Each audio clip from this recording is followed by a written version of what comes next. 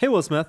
If you could say one thing to This Is Only a Test listeners, what would that be? I would say thank you. Thank you for listening to the podcast. And if you like the podcast and want to keep it free, head over to podsurvey.com/test and fill out a short survey. It'll take less than 5 minutes. It's less than 5 minutes, and it helps us find out more about you guys so that we can match the show with advertisers that best fit your interests. And we will collect your email address, but the only reason we're going to do so is enter you in an ongoing raffle to win a $100 gift card from Amazon. That sounds like a pretty good prize. What would you do with a $100 gift card from Amazon? Oh, I would buy 33 giant rubber band balls. I would buy 100 $1 Amazon gift cards and give them to all my friends. I would buy a unicycle. I would buy a clown nose and a wig. You could buy all of those things and more, but you got to enter the survey. podsurvey.com/test. It's anonymous. They collect your email address, but the only reason they'll email you is if you win the $100. So thanks for listening. Podsurvey.com/test. That's the one. Podsurvey.com/test.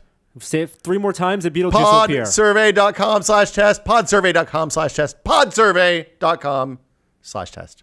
On with the show. Hey, let's start the show. It's December 4th, 2014. Welcome to This Is Only a Test, the official podcast of Tested.com.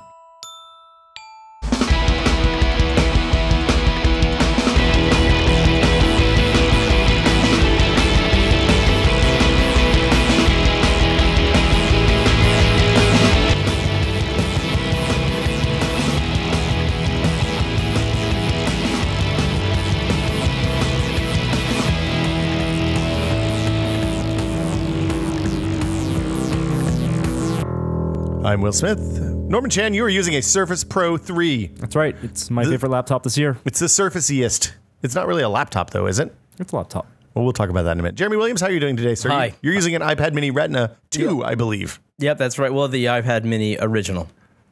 The original Retina. So last year, they retconned that name, right? That used to be the iPad Mini. It was originally the iPad Mini. It's the iPad Mini Retina. Yeah. Now it's the iPad Mini 2. Is that what they don't call it Retina anymore? I think they just call it the 2 now. So the 3 is just it's just the 3. Retina with touch. Retina's implied. No, they call that the iPad Mini 3. Yeah. Yeah, Retina is just implied, and it's just like the iPad 2, the original Retina. That's even more confusing to that crazy iPad Mini lineup with the original still being available. It's the iPad Mini 1. Without the Retina display. For kids. It's for kids. It's for waiters. I don't think it's really for kids. It should not be available. But the second one, I think, is the one to buy. What's the price difference between number 2 and 3? It's like $100 off. $100 between 2 and 3. You pay $100 for Touch ID, basically. Yeah. Maybe it's 70. And you can't get the 128 on the 2. That's right. Fascists. But you can still get. So it's still 16, 32, 64. I don't know if you get even 3 options. I think it's just 16. Yeah, maybe. What? This is easily checkable. If only we had some way to look up this information quickly and easily. Anyway, yeah, I'm using the old Mini with Retina display. Oh, last year was the right time to buy. It was a good buy. Hey guys, Thanksgiving was last week. We're a week away from Thanksgiving right now. What do you mean? It is Thanksgiving was 7 days ago today. Yeah. It is. That means it's 358 days until the next Thanksgiving. That's right. That makes me kind of sad. I really like Thanksgiving a lot. It's one of my favorite holidays. Did you guys travel? No, that's why I love Thanksgiving, was we never travel. Good for you. Yeah, traveling on Thanksgiving is a disaster. You shouldn't do that. How was your experience traveling on Thanksgiving? We travel every year back to VA, and it was a good time. There was snow. My kids loved the snow. Oh, that's nice. That's good. That made it worthwhile. Is it, are you going to someplace in the VA that is a direct flight, or do you have to change planes in Chicago or someplace horrible? No. Virgin America all the way. Oh, that 5 p.m. arrival is real good. It's great. I love that airline. Yeah. All that a la carte ordering. Purple mood lighting. I order too much. The mood lighting. What is your preferred thing to order? I always get the cheese platter. With the fruit? I get the protein platter. Yep. The hearty platter. The one with good. Jerky and That's cheese? Good. Yep. Yeah. They always have a sandwich at the top that usually sells out, so you got to check it early. Yep. Flying out of SFO though, I get the sandwich in the airport. That's smart. Yeah, because then it's good thinking. It's a little bit better sandwich. Probably not saving any money or anything. Do your kids like the exhibits at the airport museum? Airport museums are the most underrated museums. They had a cool robot one for a while that was pretty cool at SFO. Mm-hmm. And then they had a board game one that was probably their favorite. Wow. Did you see that? Was good, yeah. It was on the right as you walk out of Terminal 2. Yeah. For a while in Terminal 3, they had a luggage exhibit. Luggage? So it's like the history of bags. Crazy. And I didn't realize, but the wheeled bag is like that is an invention in our lifetime. Oh, I realized that. I remember seeing initially, like you'd say, why does that person have their luggage on a leash? I guess I remember my grandmother had the first bag that I ever. She went to Europe, went on a round the world trip when I was about 6 or 7, maybe 8, and she had a bag that had 2 great big wheels on the back, but otherwise it was just like a Samsonite hard side. When you say bag, are these hard cases or just soft bags? This was a hard case, Okay. Like a Samsonite, old school Samsonite hard case that had a big long leash that came off of it. So you pulled it the long, narrow, wobbly way. It had 4 instead wheels. of the wide way. This one only had 2. You lifted it up a little bit in the front. Oh, weird. Okay. It was weird. Well, yeah, I know, and I remember first seeing these and thinking, oh, that person's lazy. Why don't they carry their bag like everybody else? Yeah. Nowadays, everybody. Why would you not It's carry like your a bag? Google Glass, I imagine. Well, but I mean, do you think that's caused? It's topical. Hold on, it's like Google Glass. Okay, yeah, You know, yeah. 30 years from now, everyone's going to be tapped into the I can't internet. believe you didn't have a pair of goggles on Right. your face. I was wearing it back when it was a Texas Instruments trip. I was wearing it back when I was a social pariah for wearing it. The wheel bags. Do you think you bring more stuff? Like I remember when I went on a trip when I was little, It meant and we something. didn't have the Yeah. wheel bags. Like you didn't put 50 pounds of crap in there. You put as little as you needed to go. Yeah, I didn't think about that. And now there's definitely baggage inflation. Yep. What was your Thanksgiving? What'd you do, Jeremy? Oh, we just, go see the family, which being out here on the West Coast is a big deal. We, my mom's in Virginia, my dad's in North Carolina, so we got to see everybody. Kids get to see their grandparents and cousins and hang out for a few days. That's great. Yeah, it was a good time. Do you have like any family drama, racist uncles, anything like that? I had a half sister who wasn't able to make it because she just had a baby. Oh, but well, we that's swung by good, her though. house and Yeah. we met the baby. It was a good time. It was had by all. It's always good to meet a new baby. Yeah. Norman Chan, how was your Thanksgiving? It's good. Did you do family stuff? Norm Family Manor stuff? Thanksgiving? No, my parents hosted and Okay. had a lot of prime rib and turkey and cake. You do prime rib on Thanksgiving? Fuck yeah, I do prime rib on Thanksgiving. Really? Like toaster oven prime rib. Wait, what? Expensive toaster oven prime ribs. Hold on. Delicious. Is it an expensive toaster oven or an expensive prime rib? Both? Why do you do it in the toaster oven? Because the oven's being used for the turkey. So, but usually when I do prime rib, I cook it for a real long time. Real long time. Okay, so you do it real low and slow Real in the toaster low oven? and slow in the toster oven. Is the toaster oven usable after this? Absolutely. I gotta imagine it's And real it- greasy and gross inside there. No? Delicious. I might have to try that. I might be coming around on the toaster oven. The addition of a third mouth that eating toast in my house has really upped the amount of toast that we need to produce, and the 4-slot toaster just doesn't cut it. Really? No, we need more capacity than the 4-slot toaster can provide. I did notice being the one from California, everyone asks me the tech questions, which maybe has always been the case. You've but always been the seems nerd. accentuated now. Yeah. There's Yeah. more stuff to ask about. When should I sell up my Apple stock, Jeremy? That's Oh. not a tech question. It kind of is. No. They say No. Well, that ask Jeremy, because I have a cousin who's teaching CAD software, and his mom was like, "Why don't you ask Jeremy about how to teach CAD software?" Why? Yeah, because you know, you're an entrepreneur. You had a successful Kickstarter project. Right. You're part of the future. So clearly, I know these things. Do you have to do the thing where, like, the thing that I used to hate about traveling home at the holidays was that I would get to the house and there would be 6 computers that were horribly infested with malware. Yeah. or just janked up in some Yeah. novel way. I love that. Oh God, it makes me so crazy. See, it gives me something to do. I would rather do that than socialize. I'd like to sit in front of the fire and read a book and drink a hot toddy. That's where I'm that at sounds with the nice, too. holidays. Yeah. You know. Well, that's good. Okay, so you wish Thanksgivings you could were sit good at all the kids' around. table. Huh? You wish you could sit at the kids' table. And sometimes, They probably have Lego, right? They're doing something fun. no No. No. dinner. Kids like Thanksgiving? Are your kids into it yet? Or is it not? No. They just don't like the whole rigmarole, rather be at home with comforts of home? I think they're pretty much looking forward to Christmas at this point. And, Oh, right. They're laser focused. Yep. They even saw Santa. Santa Okay. comes out occasionally around Thanksgiving. Is it time to break out the holiday movies? Oh, yeah, sure. What are the holiday movies you've introduced your kids to? Well, the classic Frosty. Frosty the Snowman. Yep. He's a The, very, very... Stop motion? No, it's animated. Isn't it? No, it's animated. It's not a Ernest Bass. Oh my goodness. You're talking about No, I the think one- you're right. Yeah. We haven't watched it yet this year. That's why I'm thinking maybe the Rudolph. Is You're thinking about stop Rudolph, motion? with Hermie the elf. Right. Yeah, Hermie's dope. Hermie knows what's up. Charlie Brown Christmas. I've always So enjoyed that. these are the wholesome Christmas specials. No, What do you watch? Bad Oh. Santa? Bad Santa, Gremlins. Oh my Gremlins is god. a Christmas movie? Gremlins is Yeah. a Christmas movie. Really? Elf. Elf is wholesome. Elf's great. But are your kids ready for Elf? I think this year they are. Wow. There's a naked back in it, but there's not any cursing or anything. Yeah, there's spying on a woman showering in it. It's a wholesome. You He's mean an elf. the duet scene? Yes. Oh, that's a beautiful scene. Yeah, it's a magical movie moment. Yeah.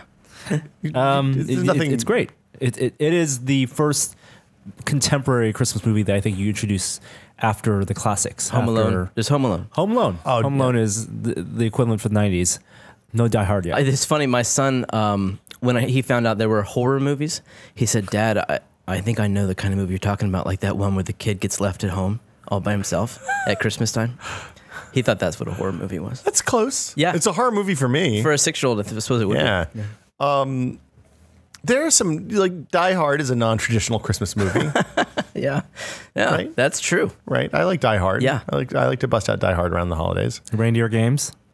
Is that the Ben never saw it. Affleck That's one? the Ben Affleck one. That movie's real bad. That's the robbery thing, right? They're robbers, and yeah, Bad Santa is a much better Christmas heist movie. If you want to dig down, I bet Netflix has a holiday heist movie category. It's probably pretty strong. So after Thanksgiving, of course, Black Friday, Yeah. Well, that darkest of days. Yep, that's true. I bought some USB extension cables on Black Friday this year. Did you go out to shop? Fuck no. All right. I went out and bought a Christmas tree on Black Friday, which usually violates my rules, but Why would that usually by? because I don't go anywhere near retail establishments on Black Friday because it's a disaster. I don't want to get trampled or do any trampling. Black Friday, Fun the though Friday that after might be. Thanksgiving is the only time that's the earliest you can possibly reasonably buy a Christmas tree and not look like a jerk.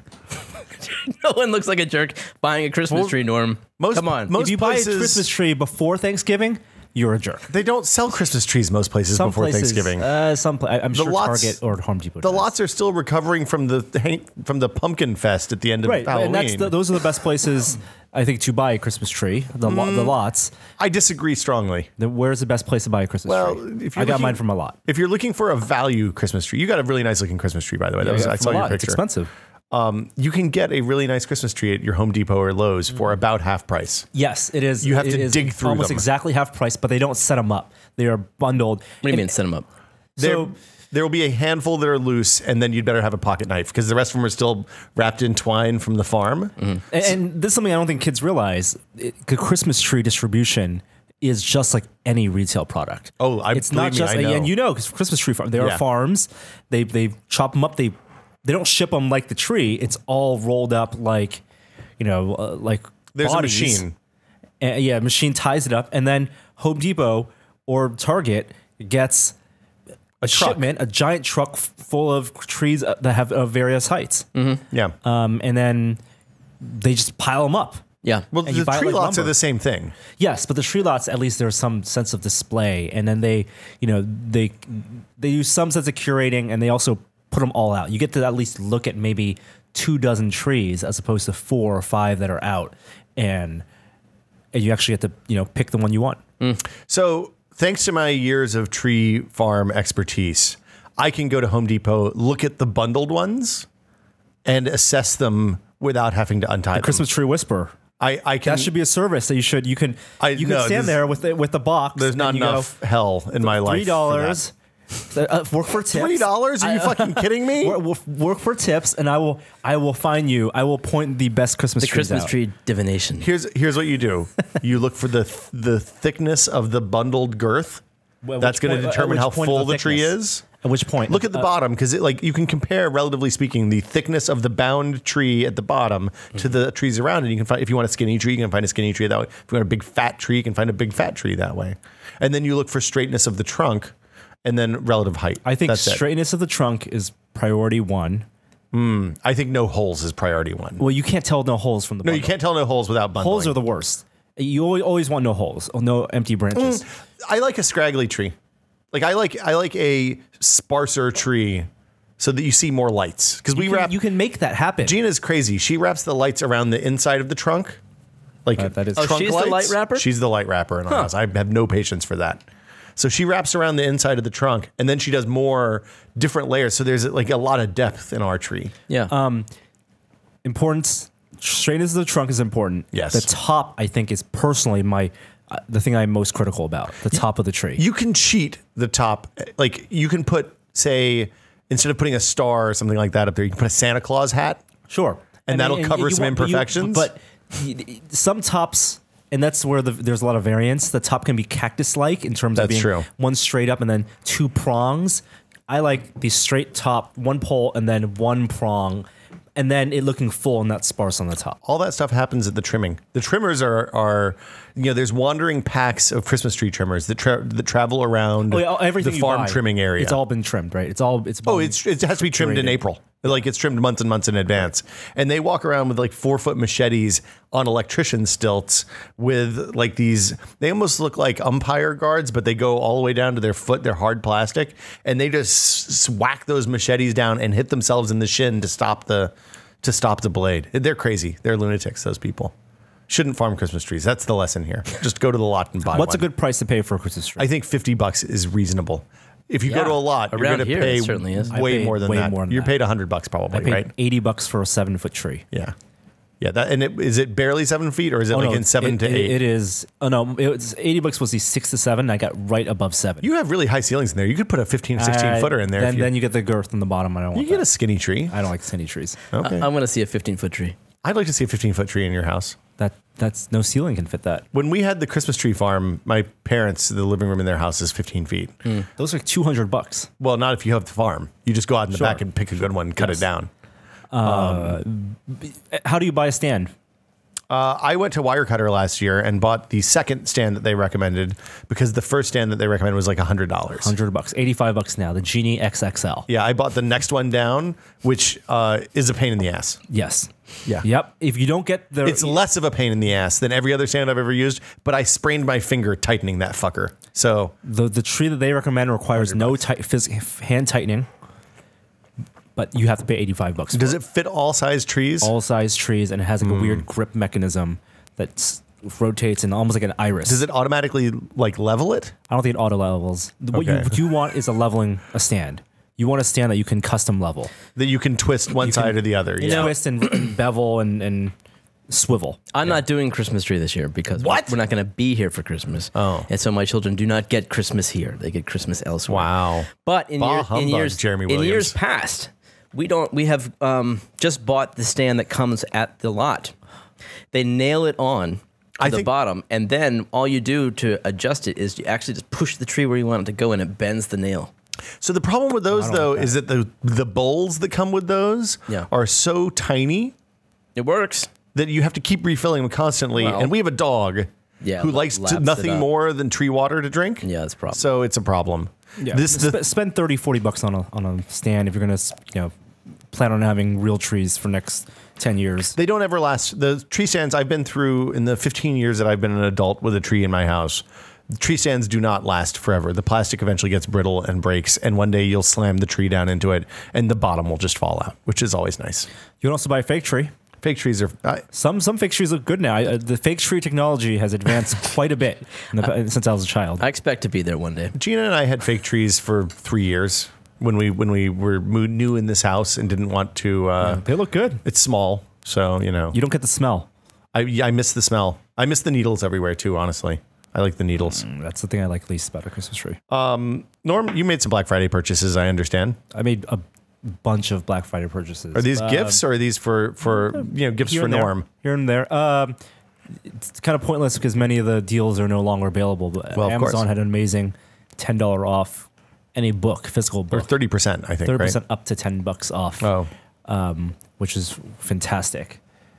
If you plan on buying any books, or for pre-orders also. I bought a 5 terabyte hard drive. Your watch is down there. I know, I was charging it. I didn't charge last night. It's the old floor watch. And a bunch of stuff, but I hear that it was a less than successful Black Friday for all of America. Why? Black Friday doesn't matter anymore, Norm. People didn't buy as much as economists thought they would. Can we also... On that day? Because Black Friday was like a week long this year. It's been a week long for the past several years. It feels like it was longer to me. I think it runs from now until like 3 days before Christmas when they realize that they've got you and can charge whatever they want for stuff. Yeah, you stagger your deals. Well, that's why I'm saying maybe that doesn't surprise me unless it was sold on one day. Yeah. I think, well, I'm personally kind of disgusted by the stuff where people are opening stores at 6 o'clock on Thanksgiving or noon on Thanksgiving or whatever. Yeah. I feel bad when the Safeway folks are working on Thanksgiving until like 1 o'clock or 2 o'clock or whenever it is they leave. They work till 8 o'clock. Oh, that's terrible. Safeway was open late on Thanksgiving. That Lucky's, sucks. Albertsons closed at 4 p.m. And Did you have to Walmart do was an open all emergency day. run out? I did an emergency run out because my They probably get threw me paid a seat. double or something, right? Oh yeah, they get Time and a half. So I actually a few years ago at Safeway I asked the cashier when I was checking out what the deal was on Thanksgiving, so I had to make the emergency run to get something. Yeah. And she said basically they get on holidays they get double or triple, Wow. depending on what their schedule's been like for Yeah. whether if that counts as overtime or whatever. Yep. And that usually if you do one holiday, one of the big holidays, Easter, Thanksgiving, or Christmas, you won't be expected to do any of the other holidays unless you want to. But she said she typically is happy to do Easter and Thanksgiving because it's a ton more money for the same amount of work. That's how the people at Starbucks feel. Yeah. Yeah. So she was perfectly like as long as that's the case, I think that's great. I heard horror stories from people who like work at Target and wanted to not be at, working on Thanksgiving and had no choice because Black Friday is huge at Target. Yeah. We're getting sacked and all that stuff. So, if it's an option and there's enough of a workforce to cover that, I think that's great, I guess. But it sucks that people are forced to open on Thanksgiving. That's true. And midnight on Black Friday, all that stuff. Anyway, bunch of trailers came out last week. Oh, you don't say. It was a big trailer week. I have 2 on the list right now. Jurassic World. Did we all watch this? Yeah, let's talk about that one. Yeah, it was real bad. It's a shit trailer. I'm just gonna get it out up front. Yeah. So we can talk about it, right? I mean, I think we there's can- no spoilers here. Hey guys, we're gonna It's a trailer. spoiler a teaser for a movie that's not out for 2 years. So I was late to this. I saw it last thing of the day, and then I hadn't read any news. But my first reaction was, "What? Why a new dinosaur? Why do you need to invent? Are dinosaurs not scary enough for us now? Isn't that what I learned from the first movie, that dinosaurs are perfectly scary in their natural form?" So what it really seems like is this is not a reboot; it's a continuation.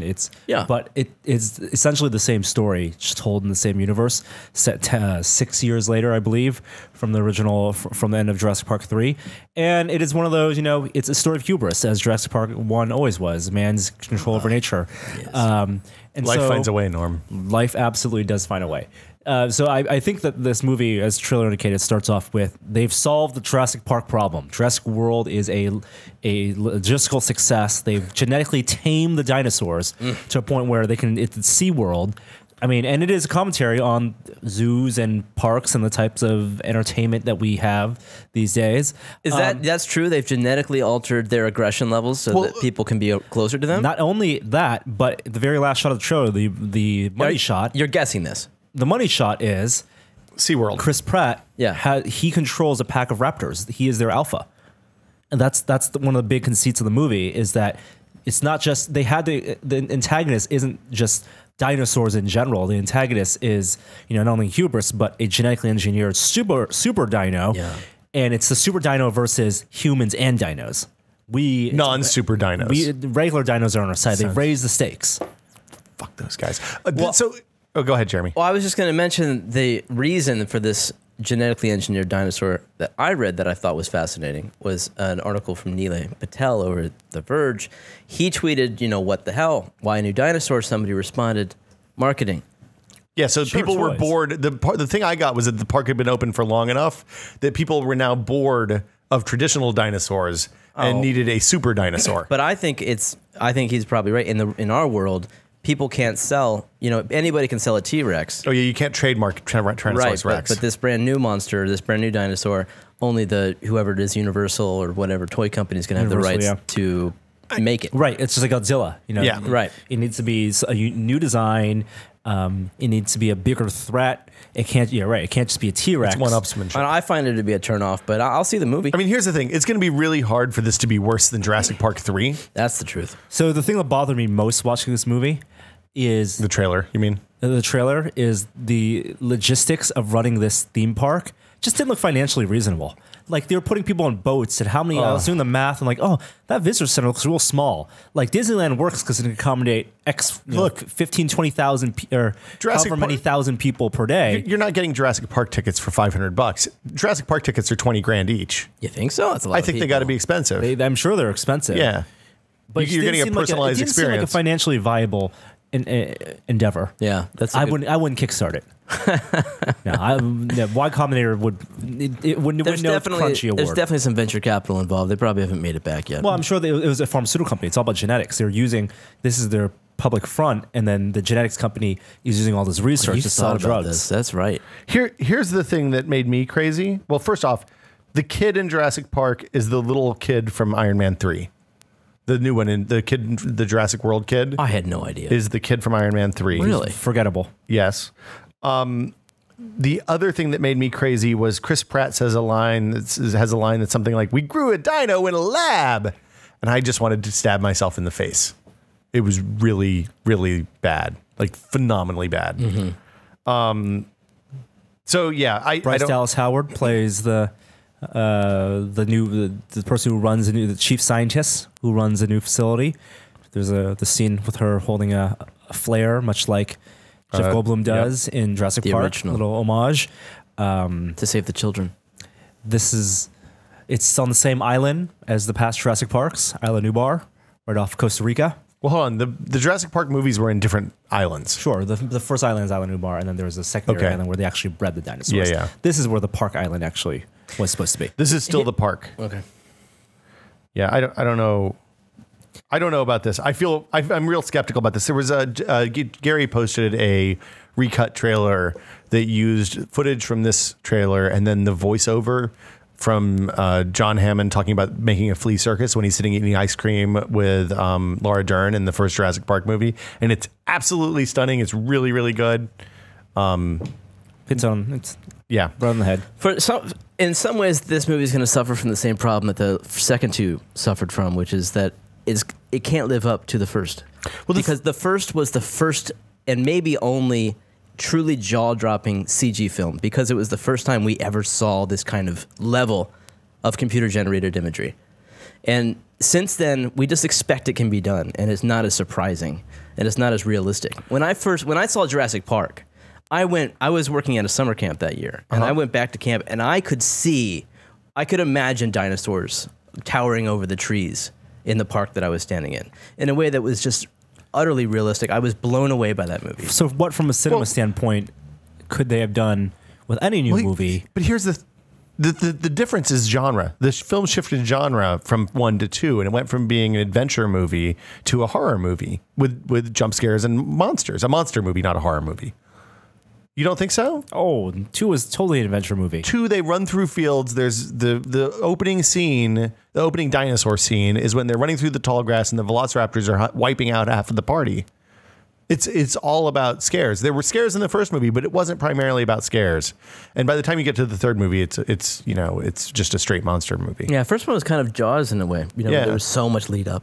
Yeah, but I mean, that moment when you first see the brontosaur and the characters first see the brontosaur. Norm, can you go get the door? Mm-hmm. The characters first see the brontosaur is a like seminal moment in film for me. I saw it in a huge CinemaScope theater in DC, and was just blown away, absolutely blown away. Couldn't like.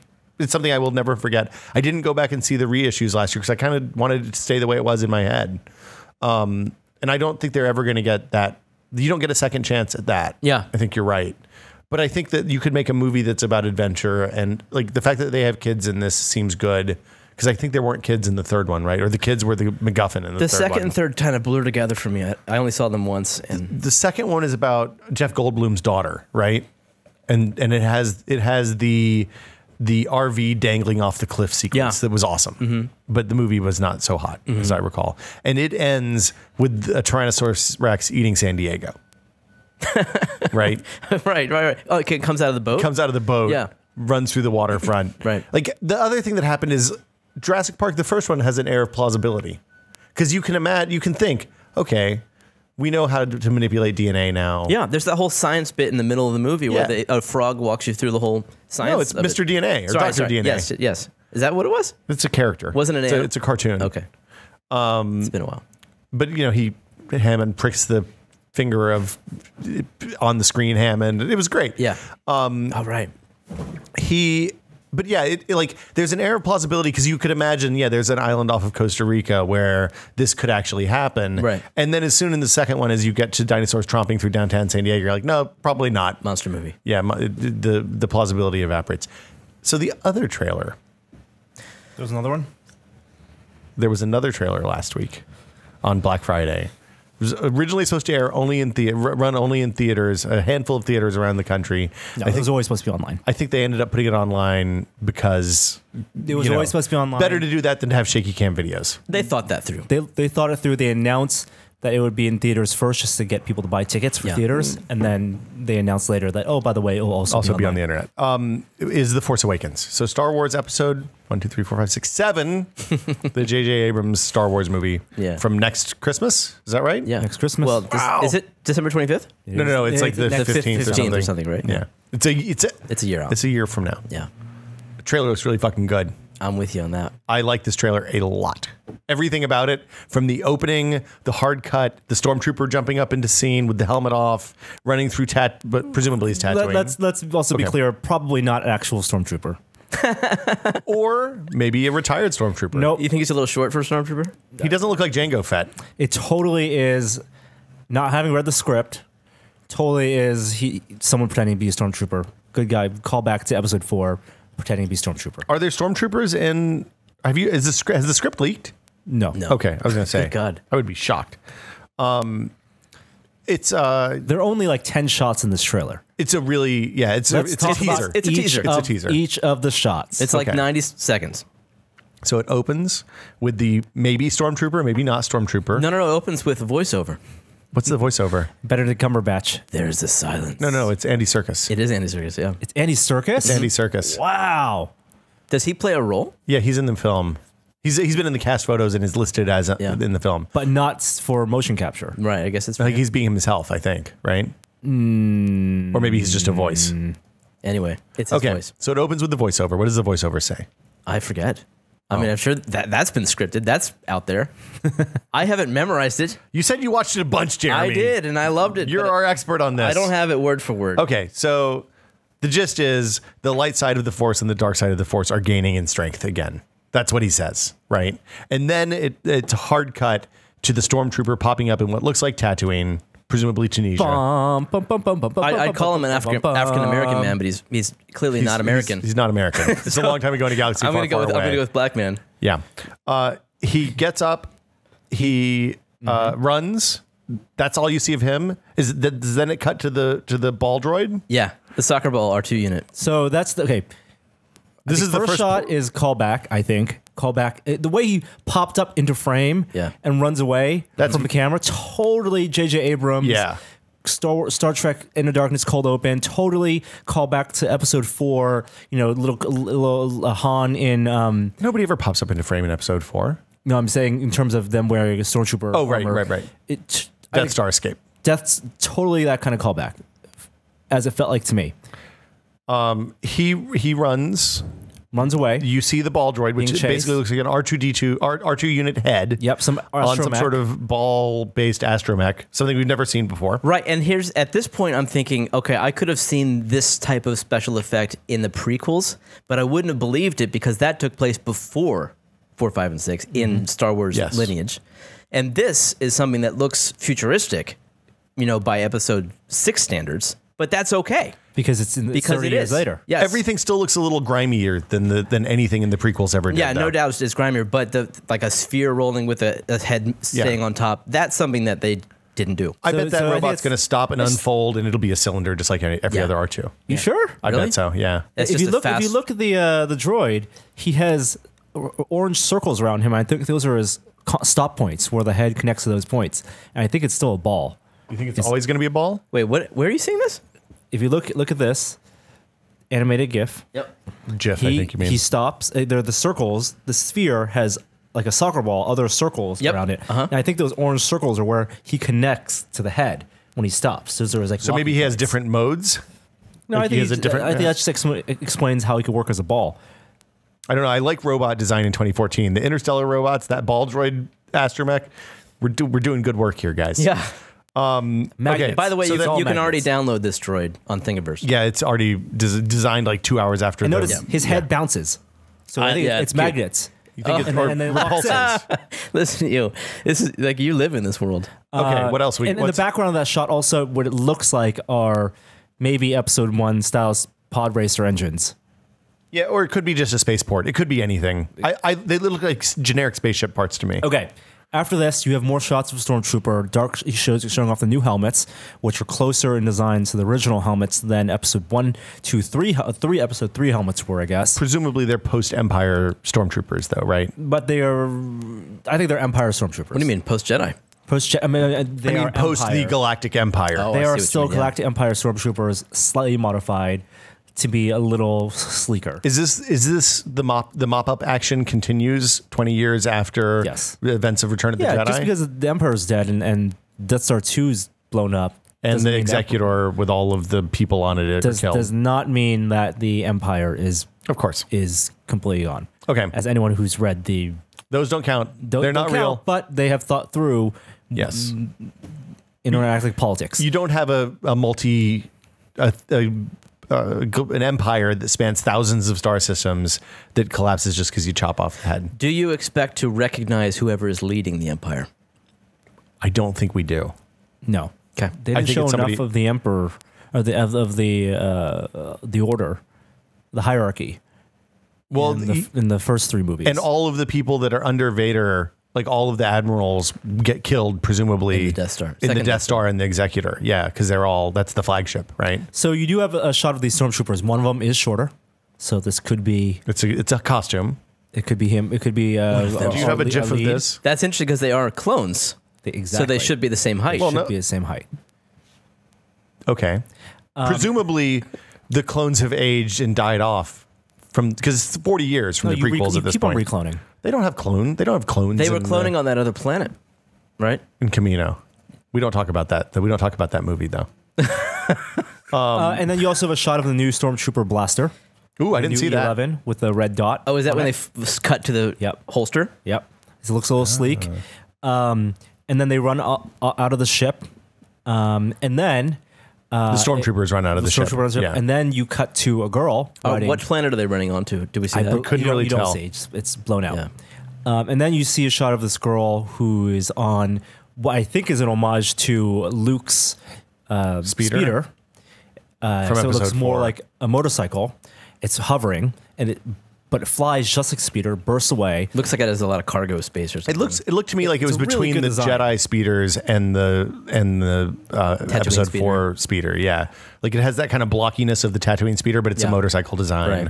And Looks faster. It also this shot is actually alluded to in some leak images of Episode 7 that was leaked earlier this year. That had some concept art of the speeder. and it looked like okay. that? It looked almost exactly like that, except they added a few panels here and there. And that looked like she was on Tatooine too, right? Definitely looked like she was on Tatooine. She was wearing some headgear with goggles, and she's a female lead. And the big rumor is based on that cast shot that she is the daughter of Han and Leia. Because of where she was sitting in Because the of where cast she shot. was sitting, and Huh. strong female lead, and I think How old is she? Like 14? Presumably, 30 this years is later, or 20 years later. Yeah, I think She she's looks gonna older be 20. than that. Okay. Yeah. It's gonna be young. It's just like how young, Like Princess Luke Leia and was Leia 17 and- when they, Yes, or Carrie exactly. Fisher was 17 when they filmed the first one. So okay. I think She was she's gonna 17 be- in Yeah, episode 4? she was pretty young. Holy cow. She's gonna be the female lead. After she gets, after her shot, is it then the X-wing shot? Sounds I right. believe. They're not X-wings though. What? No, they're X-wings. They are not X-wings. Why? What makes you They say are- that? The front end is it's not snub-nosed enough. It's way too slanty, and the S-foils are different. Dude, those those are totally are X-Men. I got X-wings. They're just corrected on redesigned. this They're just redesigned by the internet. X-wings. It could be like a variant. Well, it's all variant. Sure, they're There's all nothing just exactly like the same. stormtroopers are redesigned stormtroopers. I'm just saying I know that the model isn't the same. The but model these isn't the are same. These are X-wings. Clearly. They're X-Wing version 2s. Fine. Sure, but they're X-Wings. It's like the Enterprise D is not the Enterprise. It's a new version. It's different though, because like if you look at fighters, an F-14 is an F-14. There's 6 or 7 variants of the F-14. Oh, you're thinking this may actually not be called an X-Wing? I don't think that's an X-Wing. I think What do you that's think it's something called? else. Let's put some money on this one, Will Smith. The J. Abrams X-Wing 2. I don't know.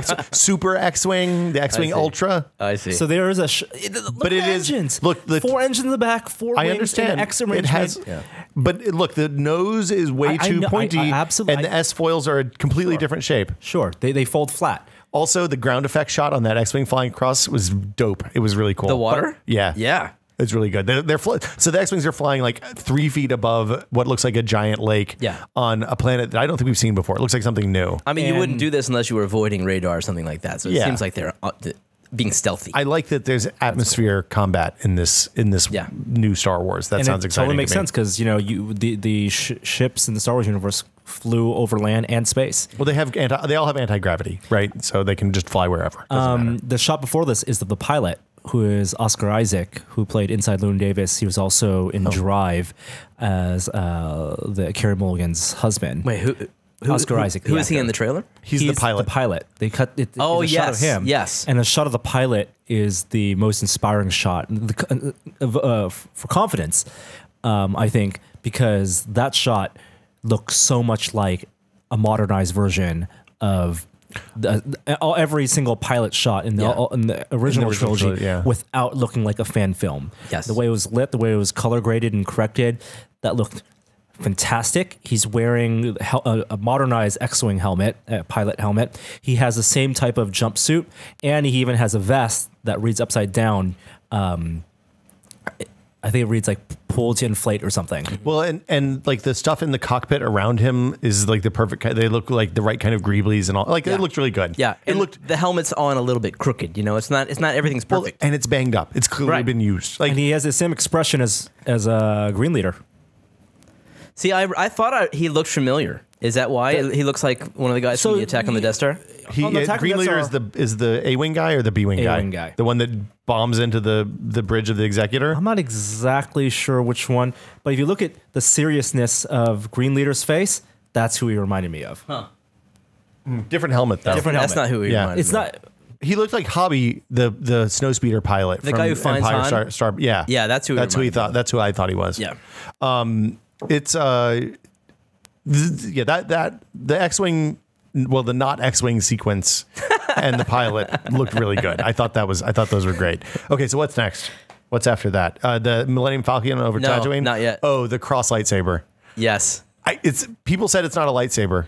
Of It course it's a looks lightsaber. substantially different than any of the It has- last 6 films. It's not a glow, a central core glow. It Right. looks like flames, Yes. So, which yeah. would be something different. You have someone in a cloak walking across snow, a snowy forest, Yeah. dark forest, and that's when you have more voiceover. The way he walks, Grace like stumbling almost, and then he breaks out. You can see the hilt looks like a lightsaber. I think this is just. I think it's gonna be a lightsaber. I think it's gonna work like a lightsaber. It's just this is J.J. Abrams' is the new lightsaber. visual interpretation of the glow because you have CG as opposed to rotoscope. can we call it a lightsaber? I think we can call this one a lightsaber, All right. Jeremy. I'm going to allow it. All right. And Just then, this once. And then he does the big twist is that there is a guard, flame guards. Hilt. No, the hilt It's is a basket. The hilt is the handle. Oh, it is? Yeah. And the guard is the Oh, thank you. the crossbar. Okay, got it. But the whole thing is called I think the whole thing is called the hilt, maybe. I'm not an expert right. on sword design. There's a name for the cross guards. I'm looking it up right now. It's called a cross guard or quillion. It's a bar of metal at right angles to the blade, placed between the blade and the hilt. So in the terms hilt is of the part you grab. broadsword fighting, the point of a cross guard is to protect your fingers. Yeah. Which has, but I mean, so the point that I saw made about this, which is I think is accurate, is we've never seen lightsabers skate against each other. They don't slide They necessarily. lock almost. Yeah. Interesting. So maybe it's a new fighting style. The reason you need to have thumb protection is if this is a blade that you can push against and you can shove, You can slide. So you would like to see this explained. You would like to see this used It effectively doesn't need to be somehow. verbally explained. It's shown. Absolutely. Visually used, logically used. You don't want it to be an aesthetic thing alone. Just like Darth Maul's double-sided lightsaber was used purposefully. Yeah. Darth Maul's double-sided lightsaber was the best part of episode 1. Did you see the That's saying a lot. And the reveal, the Darth Maul reveal, one blade coming out. Yeah. him And then holding the it other out, one? And then the other coming. Yeah. It's very similar. I thought that was pretty laughable. Personally, I felt like, okay, yeah, I guess you could do that. I didn't like it. What if it's like a 10-foot lightsaber and that guy's just really short? We don't know it. One thing I liked about the lightsaber reveal in this trailer was the way he jerked the lightsaber to turn it on. It was like a forceful move. Whereas I feel like the last 3 horrible films that we've been subjected to, every time a lightsaber turns on, it's like purely special effect. Nobody does anything. It's just like they hold their lightsaber and out it comes. All of a sudden. And there's no recoil. There's nothing about it that the person seems to experience. If you think about it, and this is probably a byproduct of the technology in 1977, when Obi-Wan Kenobi busts out his lightsaber to fight Darth Vader, he's standing stock still. And then those movements are very controlled because they have to do it by. I mean, they put that in by hand. I think rotoscoped it. J.J. Abrams did have a expanding sword in Star Trek. Sulu's sword from episode from Star Trek 1, blade, from the first one. unfolding. So he's thought about. Not enough was made of that, by the way. No, I thought that was awesome. I was really pleased. And not really fencing. Like, that was more of a katana that he used. Yeah, he was. Well, even though the callback was that Sulu was could fence. There's 3 different blades used in fencing, in Western fencing. One is the épée, one is the foil, and then there's the saber. The saber is what Sulu used in that, although that could have been like In a the kendo original, sword was not a or saber. anything, a katana or anything like that. Yeah, combination callback and something practical. because Sulu in the original series was a kendo fighter, right? Yes, Yeah. not a kendo fighter. So I would. I think it's safe to say he had actual épée. Oh, he was a fencer. Fencer. Okay, I thought he was a Japanese sword fighting. On my watch, more was made of this lightsaber than any other detail in the trailer. It's pretty. There were more drawings of alternatives, safer alternatives. Well, and lightsaber inflation showing episode 4, Right. 1 blade, episode 1, 2 blades. And this is the detail Stephen Colbert chose to call out when he opened his first show after the trailer came out, which if you haven't seen is well worth your watch. Well, this is the thing that everybody knows what a lightsaber is, even if you don't give a shit about Star Wars. Right, that's the iconic thing. You're going to see this and know, hey, that's not right. That's something's changed here. Yeah. I didn't make too much of the lightsaber. Like I don't. Oh, they had me long before the lightsaber. I was good at the rolling astromech droid. I was like, that's fucking awesome. Yeah. Let's do it. No, I think I got chills the first time I saw a lightsaber. What was after this? Was that the last cut? Was that the last? Then it goes to black for a moment. It's that fake end of trailer, and then Yeah. And it plays the shows the credits. Blah blah blah. that's when you see the Falcon. Millennium Oh, Falcon. right. Yeah. The Jesus, I forgot. tracking shot. Yeah. The money shot. Did you see the image stabilized version of that tracking shot? No. Google that right now Why? because it'll blow your mind. So the shot is Millennium Falcon. The camera's rotating, the ship is flipping, and you realize that it's in atmosphere. It's a dizzying shot. It is. You can only do it CG. Like, it's taking the motion control that they did in the original Star Wars, but filming it with the most modern way. I think you could do that with the motion control with the models because you would need to move both the models and the camera. Watch the image on stabilized many thing. axes. Trust me. Watch the image stabilized thing. But it's the Millennium Falcon, look again, seemingly flying over Tatooine, but there's TIE fighters in the atmosphere, which, as a extended conversation with Dan Stapleton revealed, did happen in the original series at Bespin, because there were TIE fighters outside Bespin at the end of Empire Strikes Back. You're watching the image stabilized GIF, right? Yeah. So see what's Oh, happening? it doesn't do a loop? No. The camera does the wow. loop. The camera does the loop. Crazy. Yeah. So it's all that would be motion controllable, I think. I'm not an expert, but I don't believe so. So the camera's doing more motion than the Falcon. the Falcon is just doing a swoop down That's over so the desert, and the interesting. Wow. camera is doing J.J. Abrams crazy business. Yeah. That's great.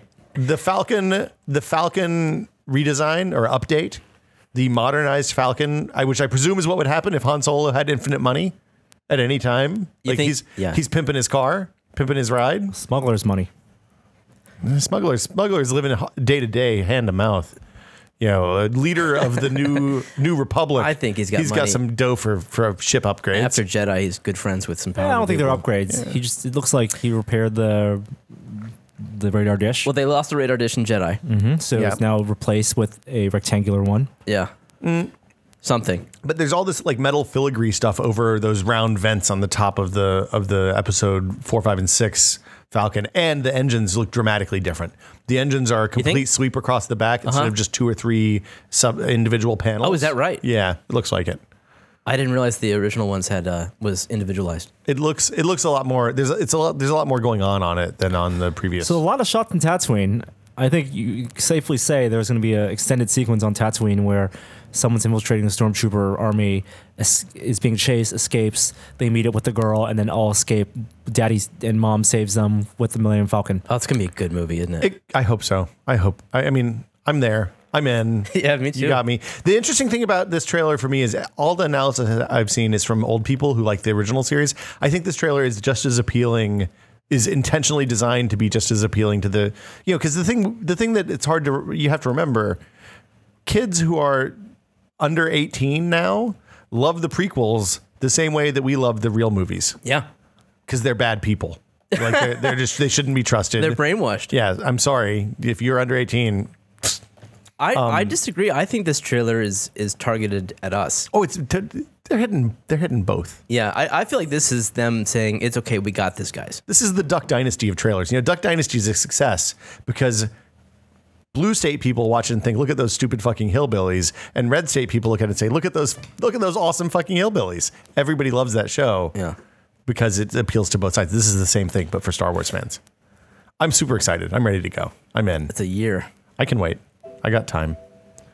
I'm surprised they had such a finished product so soon after principal shooting. Well, so my thought was that the Tatooine stuff is where they started shooting in Tatooine, in Tunisia rather, and that's my thought is that why that stuff is the primary. Yeah. Is because the effects are more done there than in the other later sequences.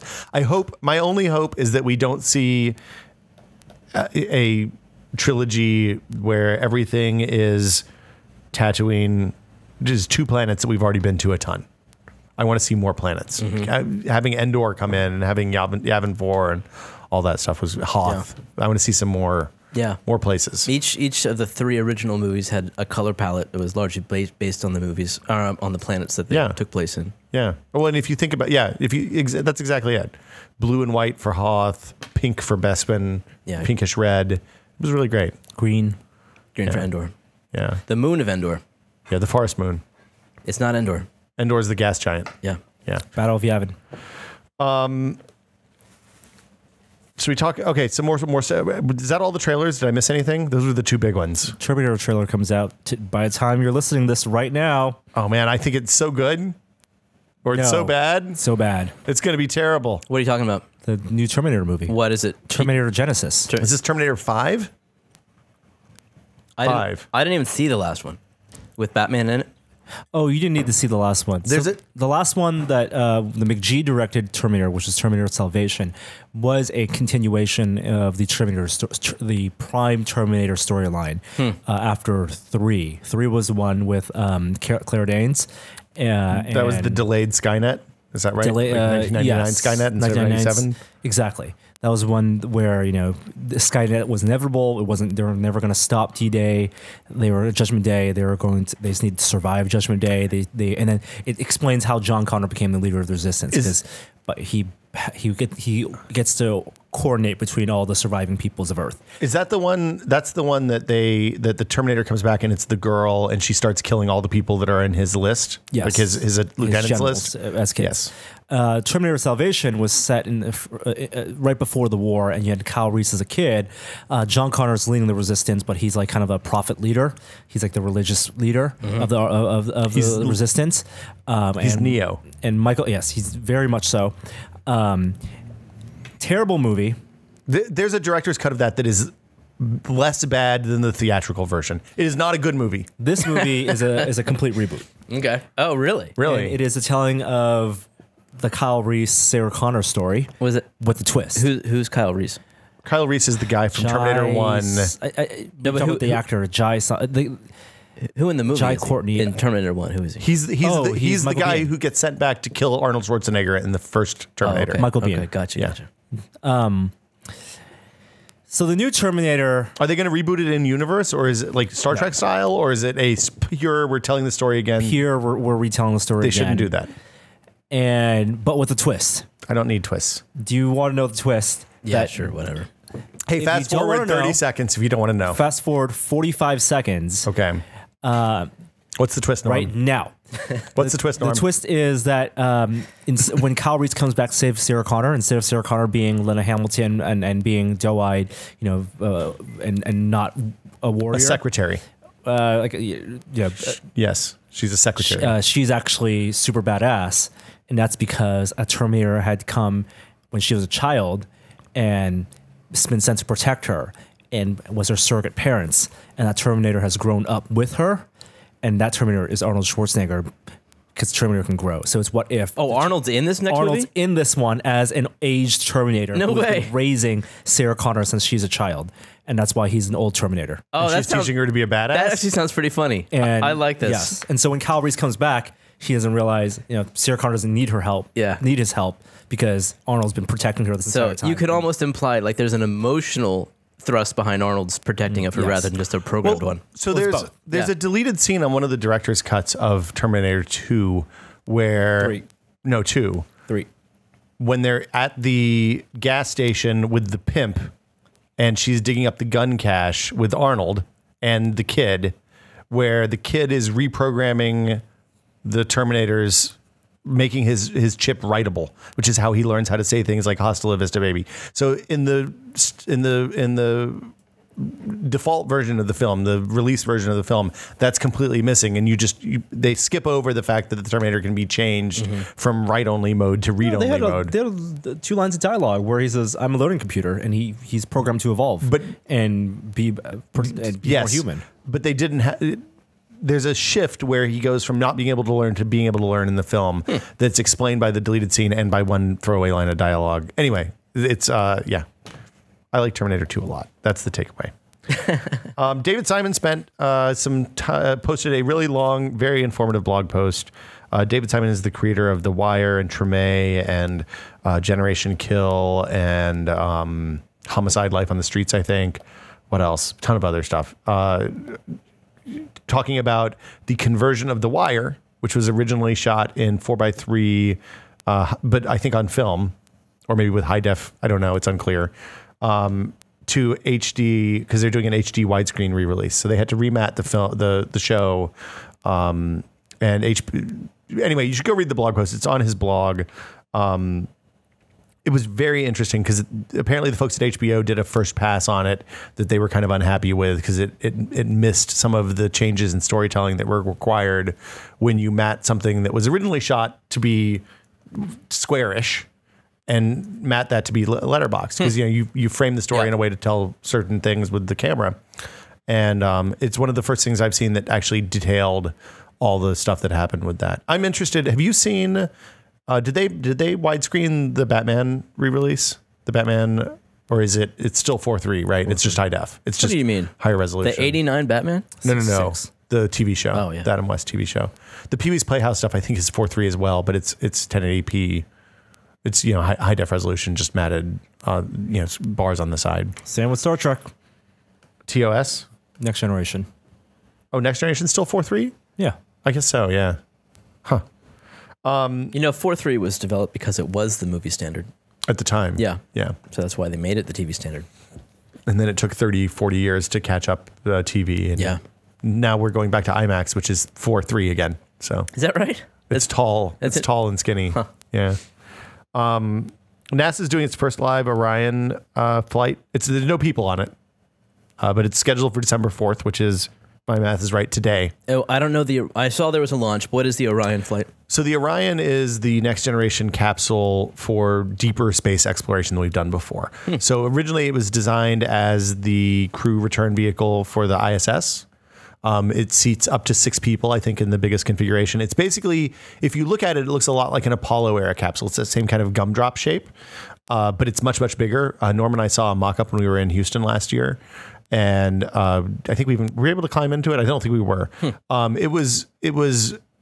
If you've seen Apollo capsules in museums, which if you've been to an air and space museum anywhere, you've seen probably Looks used like a floodlight. Yeah, kind of. But it's about 7 feet across, 6 or 7 feet across, and this is easily twice as big, and has much more interior capacity for longer flights. Presumably, this is what we'll use if we go to Mars in the next 20 years. So it's been in progress for a long time. After SpaceX, Not a lot of space for 300 days. well, there'll be additional modules similar to Interstellar or something like that.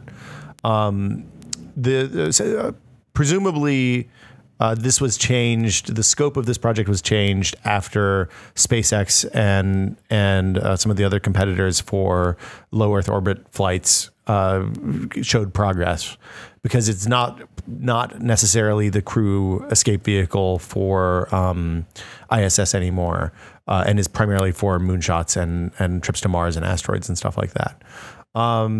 They're going to do a test flight. It's going to go up incredibly high by our current low Earth orbit standards, a few thousand miles, and then is going to come back down at a significant fraction of the re-entry speed that it would get on a cislunar flight or translunar flight or whatever the technical term for that is to test basically the whole flight system in process without having to actually go to the moon.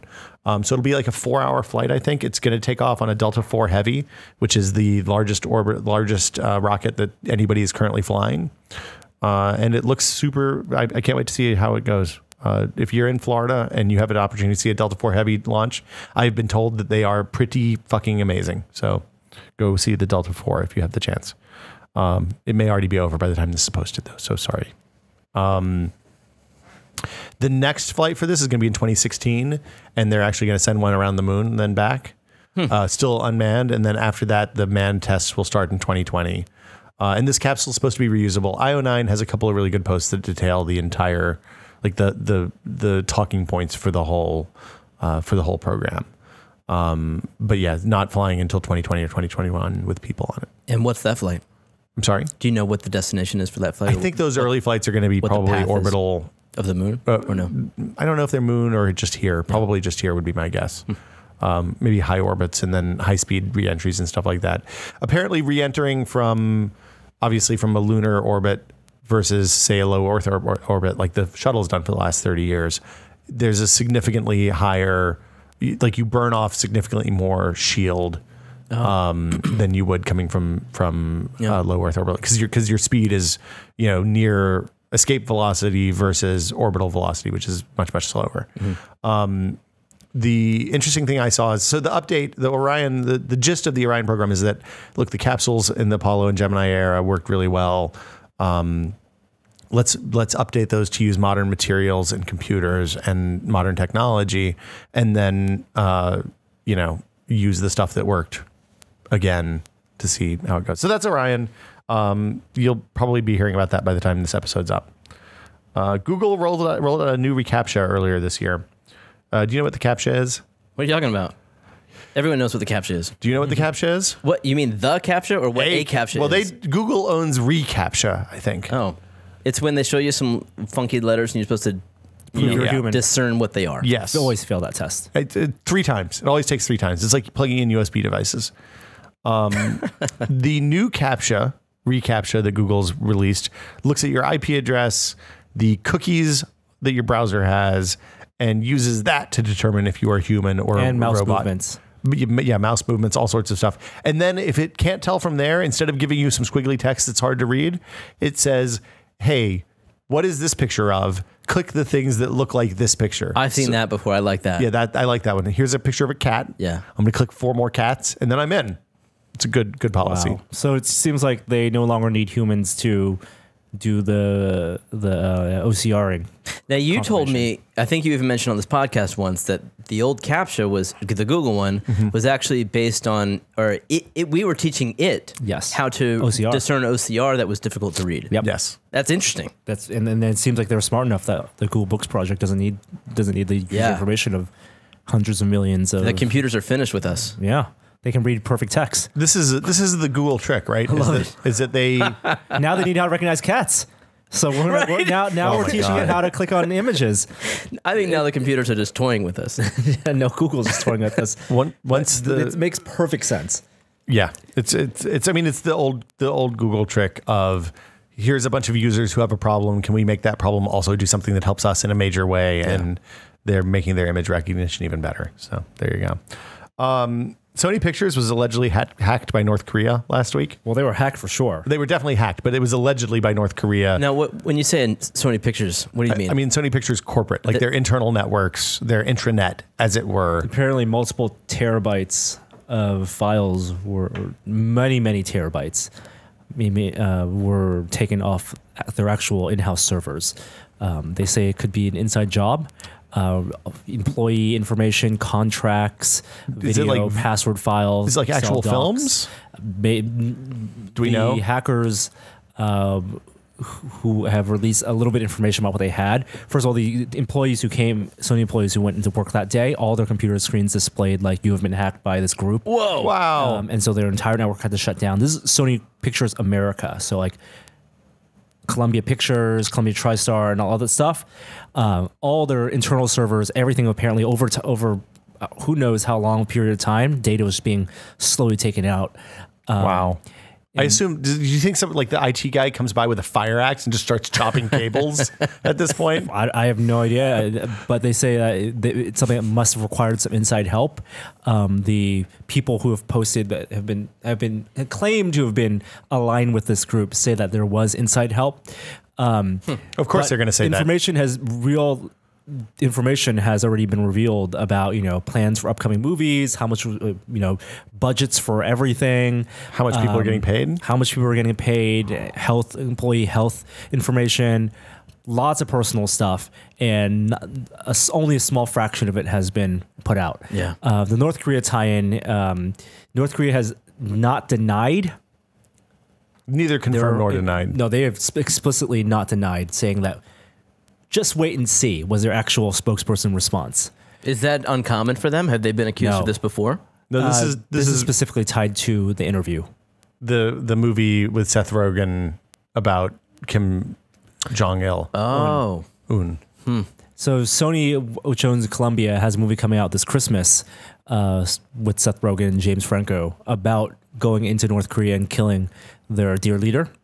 And North Korea has obviously expressed anger about this, and they've been going ahead with it. So the prevailing theory, and I believe Sony, according to some reports, if not today, then already has happened, has pinned the blame on North Korea officially. They basically said, look, we're pretty sure it's North Korea.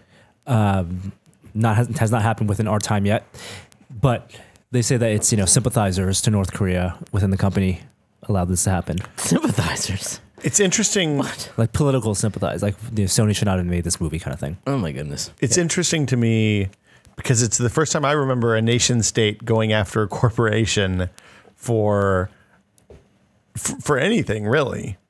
I mean, at least that's been public.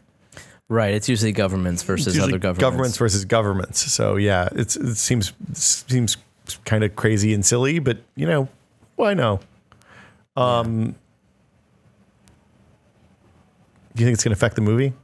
They're not going to pull the movie. Could this be viral marketing for the movie? Absolutely the not. perfect viral marketing for the movie. What do you think if you're a Sony Pictures employee and you come in and your computer says you've been hacked by elite owners or whatever it is?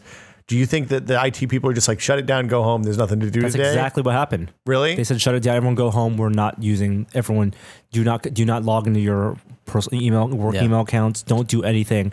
It's been like heavy lockdown. Wow. For how long? I have probably almost a week now. Man. It's really scary. That's an expensive hack. It's super scary. I mean, I assume at that point, like they just go order a shitload of new computers and start from scratch.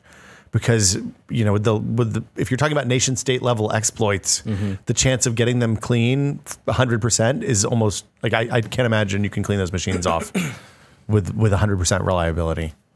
And that means servers, the whole infrastructure has to be redone. Corporate security is not something to take lightly. It's something that people take for granted, including like password security. I mean, allegedly, some of these files that they took were just files named password.doc, So it was the and list had of passwords? lists of all their passwords for fucking certain A. accounts, like social accounts, Yeah. executive accounts, and some of those passwords like Sony, S0NY. 50NY. Wow, that's terrible. Sony's corporate Twitter, Yeah. 50NY. I read something about it. You might have seen it, details about this other virus that was discovered maybe a week ago. The sophistication of which the likes is rarely seen, and it was A virus or a phishing attack? No, it was a virus that had been used, and it mainly discovered on computers in Russia. And they believe that it's a nation state behind it. They think that those are the only people that might have this kind of sophistication, but it was a virus that leaves very little trace of itself, and yet is open to all kinds of backdoors and can be used to create a huge botnet. Scary. There was a phishing exploit that caught, I want to say, Wall Street traders or somebody that basically masqueraded an Outlook login that said, "Hey, your login is expired. You need to re-log in." Yeah. And people just typed in their username and password, and boom, full access. So always be safe. Don't over-open links from email, et cetera, et cetera. Ain't that true? New York City public libraries are offering portable Wi-Fi hotspots to eligible patrons for free. So if you are a New York City resident and your house does not have broadband, and you meet certain criteria about income and eligibility and stuff like that, then they will check out MiFis that have been provided by grants from Google and the Knight Foundation. Really? And the MiFis are good for a 6-month or year checkout. I don't think they're actually MiFi brands, but they're portable cellular-based Wi-Fi hotspots to provide internet to families that don't have broadband. The city picks up the bill. No, it's funded by Google and the Knight Foundation. That's great. They're also offering Chromebooks to certain kids. I think you have to be enrolled in either an English as a foreign language class or an adult education class of some kind. So I assume like a GED class or something like that. I thought it was a neat program. It was worth talking about. So It's hard to believe that some people don't have internet yeah. Well, and then the other thing we're seeing is in New York City. well, You'd think there'd be a lot of Wi-Fi people. everywhere, but I guess everyone's locking their Wi-Fi down these days. And in cities like New York and San Francisco, the divide between the wealthy and the poor is way greater than it is in most of the rest of the country. So, because the rich people are way, way richer and the poor people are way, way poorer. It's hard to be middle class in Manhattan. Yeah. 20th anniversary PS4 launched today. It's the 20th anniversary of the PlayStation 1 yesterday. But they're selling a PS4 in PS1 colors, so that kind of gray with the old PlayStation logo. People are real excited about this. I don't quite get it. Maybe I don't have a whole lot of nostalgia for the PlayStation. That's the difference. Is at that time, so I'm in the same boat. I was a hardcore PC gamer then because that was at the dawn of the 3D accelerator age, Right? And it was an amazing time to be a PC gamer. So I didn't ever buy a PlayStation. I have very little connection with the PS1, so it didn't do anything for me. Because it is a gray PlayStation 4. That's pretty much it. 1997 colors. Yeah. Or 1994 colors, I guess. And they're saying it's very limited. What, like 10,000 made? A few thousand, yeah. People always get soaked about custom colors on that stuff. Yeah. I think it's a neat, I kind of like the gray controller. If they wanted to do it right, they would have actually put it into a PlayStation 1 body. I think it's too big. A top-loading disc thing for that's a terrible your idea. Blu-rays. No, come on now. That would have been something interesting. Yeah, but it wouldn't. The amount of money it would take to develop something like that to... Oh, yeah. This just means they squirt a different color plastic into the mold. Now, considering the hack, we got to take it easy on Sony budget, right? Sony Pictures, Sony Entertainment's completely different things. You don't think they share? I'm sure at the end of the day. Sony's had some bad hacks over the years. The North Korea, the credit card thing a few years ago on PSN. PlayStation 3, copy protection. Yep. The Blu-ray thing. FAA drone rules is the next thing on the list. Oh, yeah. What seems like is that's no good. I know. What are the rules? Give you the need rundown. a pilot's license, and these aren't official rules. This is what the early reports have been, and they're the FAA. Is this like leaks from backroom conversations? FAA, which has been deliberating about its rules for unmanned autonomous vehicle flying, and where its jurisdiction lies. The rumor now is that it will require people have actual pilot's licenses. And this is to go above 400 feet, right? Even to go under 400 feet. Really? Well, right now you can fly an ultralight under 400 feet with no license. So why would an unmanned drone... For FPV and for... So you're saying I would need hours logged behind the stick of an airplane? Yes. And thousands of dollars. Yep. I mean, because getting a pilot's license is a $5,000 to $10,000 thing, depending Is on that where right? you live. Yeah. Well, that's going to decrease the number of drone users. There you go. Unless you want to skirt the FAA rules. So- We don't know what the actual rules are going to be until they actually announce it. But I could see this actually being it. I couldn't. I just can't. They're starting. They're starting at this so that they can come down. Yes, that is what my feeling is as well. And Congress has already said that they've exceeded their boundaries. You know, the FAA has exceeded its mandate with the quad stuff. About the drones? They've threatened that. It was the last Congress, not the upcoming Congress. interesting, So we'll see. interesting. Yeah. I mean, I think when at the end of the day, what's going to happen is politicians will look at the jobs created by commercial drone flight versus the jobs created by not allowing not allowing commercial drone flight, and they'll be like, yeah, you guys need to make this work. Nothing would make me happier than for someone to tell me I can get a drone license if I fly this obstacle course, and I've got to memorize this list of rules. I would do that gladly. I a would driving practice. exam. I would go to that class and probably do it, just for fun. I think the better analogy is like getting a ham radio license. A ham radio license takes about 30 hours of work. Yeah. Which I think is and $100, a couple $100 maybe. I think that's a fair amount of time and energy to balance the risk versus reward. And it would mean that everybody that's flying quads knows both the danger and risks of flying quads. So you don't have the situation where somebody crashes into a building, the quad falls and kills somebody, and they say, "Oh, I didn't know you weren't supposed to do that," because they're supposed to do that to fly. And also tie whatever you're flying to your license. Yeah, of course. Of course. Have you ever considered a ham radio license yourself? Fuck no. All right. What do I look like? I mean, I have a beard, but I don't look like a crazy person. You sound like you've researched it. I talked to a friend of ours has a ham radio license. Gotcha. I used to give him grief about it. So, Would you get a pilot's license? A real pilot's license? Yeah. I mean, my mom gave me a gift certificate for a flight, like to go fly an airplane for last Christmas. And I still haven't done it because I'm terrified to go fly an airplane. So I don't see myself. Oh, you should do doing that. That's fun. I'm terrified to be in an airplane. I don't know if I'm comfortable being at the controls of one that. Wait, you don't fly? You don't like What? Wait, you're terrified to be in a small plane. Yeah, I don't like flying. I don't like it. Oh, at small all. planes they're awesome because they have big windows. You can see everything really well, and you don't go very high. Yeah, I don't see myself getting a pilot's license. Oh, Jeremy, you should take the flight. You might change your mind. It might open up a whole new world for you. I should take the flight because it was a gift. Oh, I gotta pay for my parking. You could end up being a bush pilot in Alaska, Canada. You could take a real hankering to it. Pick up the family, move up to Yukon territory, and start flying people into the backcountry. Formlabs lawsuit got dropped. They were sued by Stratasys or 3D Systems. Do you remember? Good question. Well, Yeah. They were sued by the ones who owned the. There's rights. There's two patent buckets for 3D printing, and one is Stratasys and one is 3D Labs, 3D Systems rather. I think it was Stratasys. 3D Systems. 3D Systems, of course. That lawsuit got dropped Yes. Why? because the patent expires in January, doesn't it? Or is that a different set of patents? That's interesting. So these are the SLA patents, and there was a settlement involved, undisclosed settlement. I would think that they wouldn't, like, if the patent expired after they were charged, they'd still be able to go to court. Maybe the FDM, the fused deposition patents that expire in 2015, not the SLAs. It's SLA. It is. But I know Formlabs is SLA. Formlabs is SLA. Yeah. I think there was a settlement that was reached, but the point is that Formlabs will continue to operate and build their machines and iterate on them, which is a good thing. And I can't wait to see more SLA printers out next year. Hey, we have Google Glass news, as we alluded to earlier. Google Glass, not only is it not being killed, getting new hardware. Sergey didn't wear it when he was on stage a few months ago. No one wore it. No one's worn. I haven't seen anybody from Google wearing it in a year. I don't think I've seen anyone in public wear it. I saw a guy a few weeks ago at where was I? I was downtown. I was at like Union Square-ish. That's the biggest surprise to me, that Google Glass is something that they're still pushing along with. Google, which is almost famous for killing things that just aren't working, no matter how invested people are in them. This is something that nobody is invested in. Users. Oh, no, that's wrong. I assure you, if you log into the Google Glass Explorer forum, there are people invested in wearing Perfect. Google And Glass. Google can piss them off too.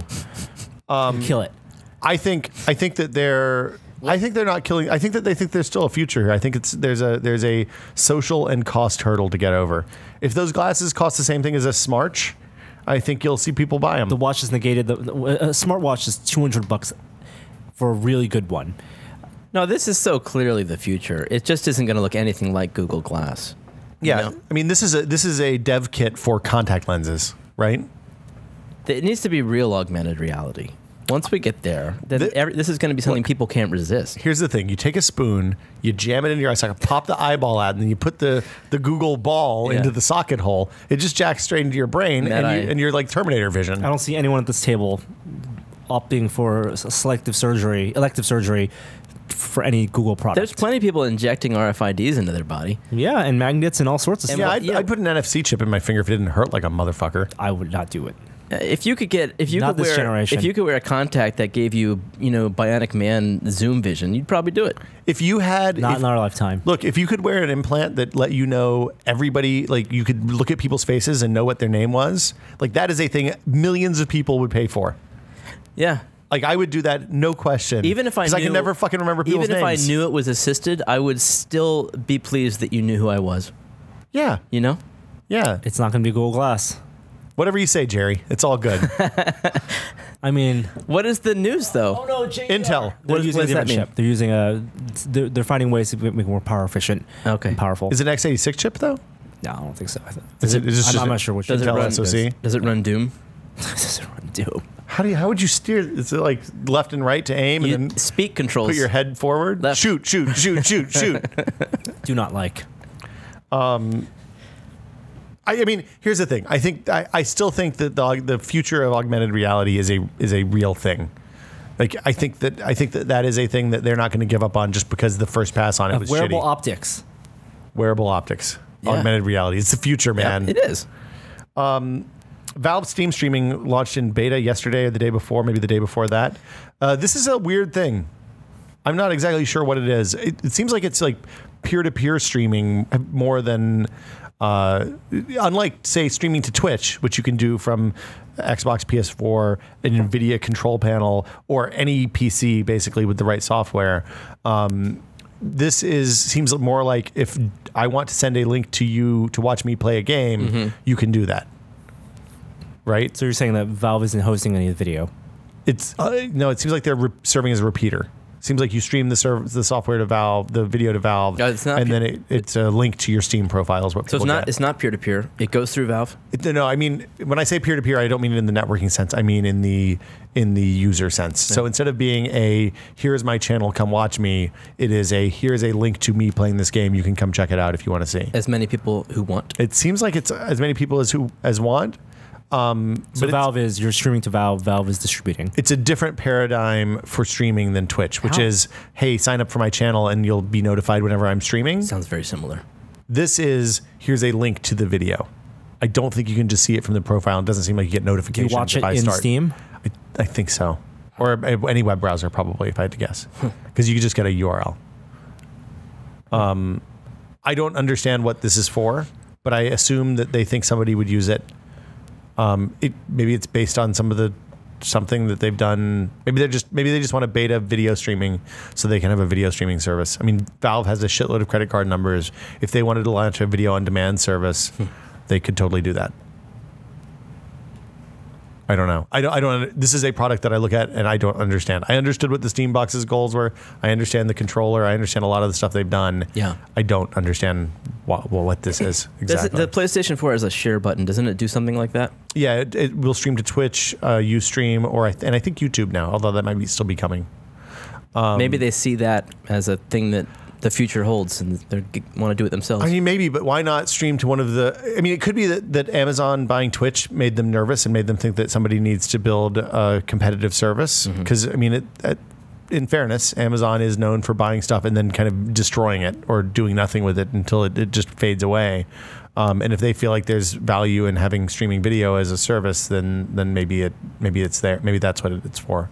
Maybe it's just a hedge. Because right now, if you look at video game streaming, it's basically YouTube, which is Google, or Twitch, which is Amazon. And Twitch, which is Amazon, seems to have a dramatically larger audience for live streaming versus... It's an expensive service. That's a lot of bandwidth. Yeah, but bandwidth is bandwidth is trending toward free now. There's like 12 million Steam users. I mean, if a small percentage of them used it, that's quite a lot of money. But the more bandwidth you for a free service. The more bandwidth you buy, think about the amount of bandwidth Steam is spending on 50 gig downloads. But what's the return at all? Advertising.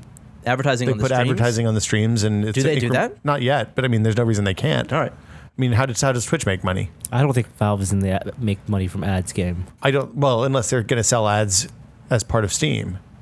Unless they're going to sell ads for stuff you can buy on Steam to drive people toward, hey, do you want to buy this hat that this dude's wearing in Dota 2? You can click this button; it'll be added to your account immediately. That's a direct way to make revenue from a Dota stream on Valve's service. Yeah, maybe.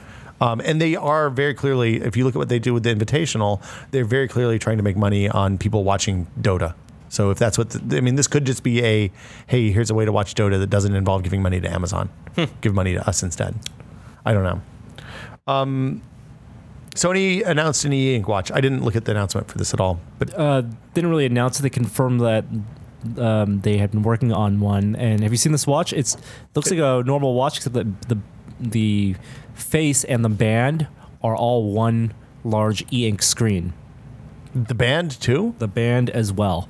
And right now all it does is change watch faces and design of the band. Doesn't connect to your smartphone or do all the things that you would expect a smartwatch can do, like notifications. But it is a flexible e-ink band. And super thin, runs for 60 days. So wait, it can look like that? Yeah. Or that? Mm-hmm.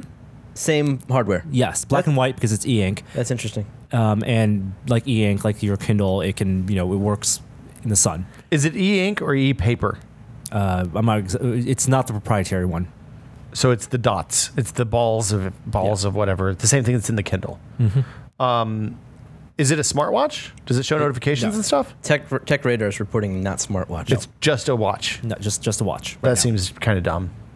Well, it's fully customized and it theoretically can run animations depending on the processor that's in it. These pictures look like renders. Yeah, but why?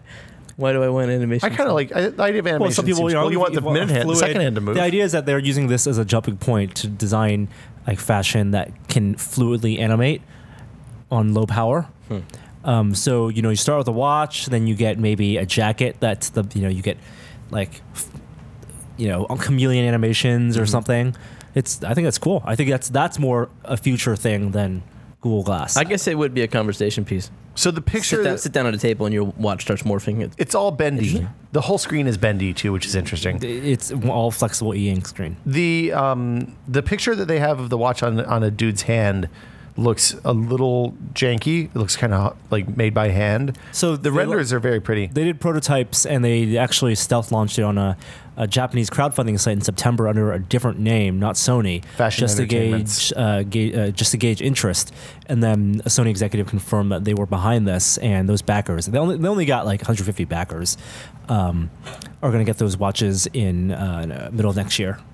There you go.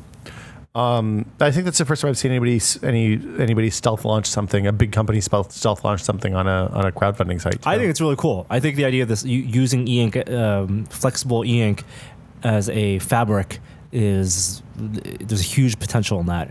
Does it have the same kind of slow refresh rate that the early Kindles do? That's what the processor will depend on. So that's dependent on the processor. Oh, that's not a display issue? It's both. Okay.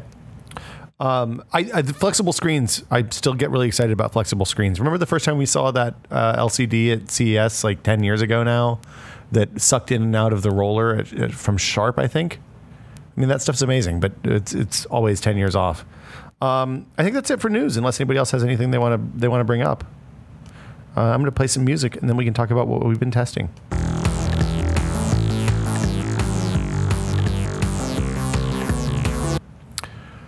Norman Chan.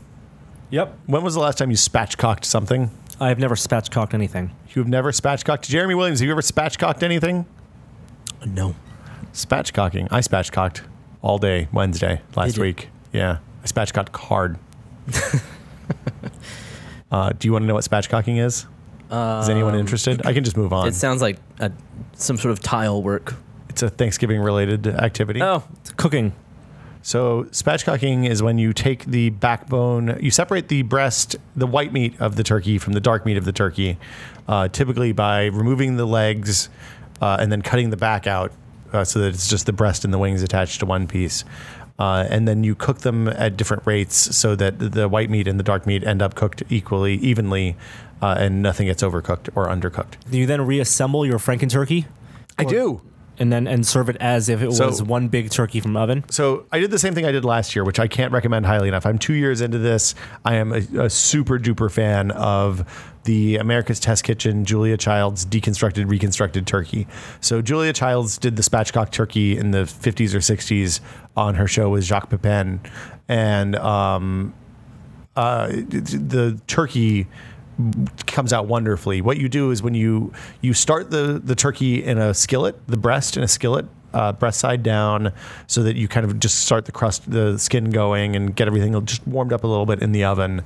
And then you take the turkey out of the skillet and pile it on a mound of stuffing in a roasting pan. So you pile up the stuffing in the bottom of the roasting pan, put the turkey breast on the high part of the mound, and then put the legs off on the side, kind of looks like the legs are crossed, so it's like a attitude turkey.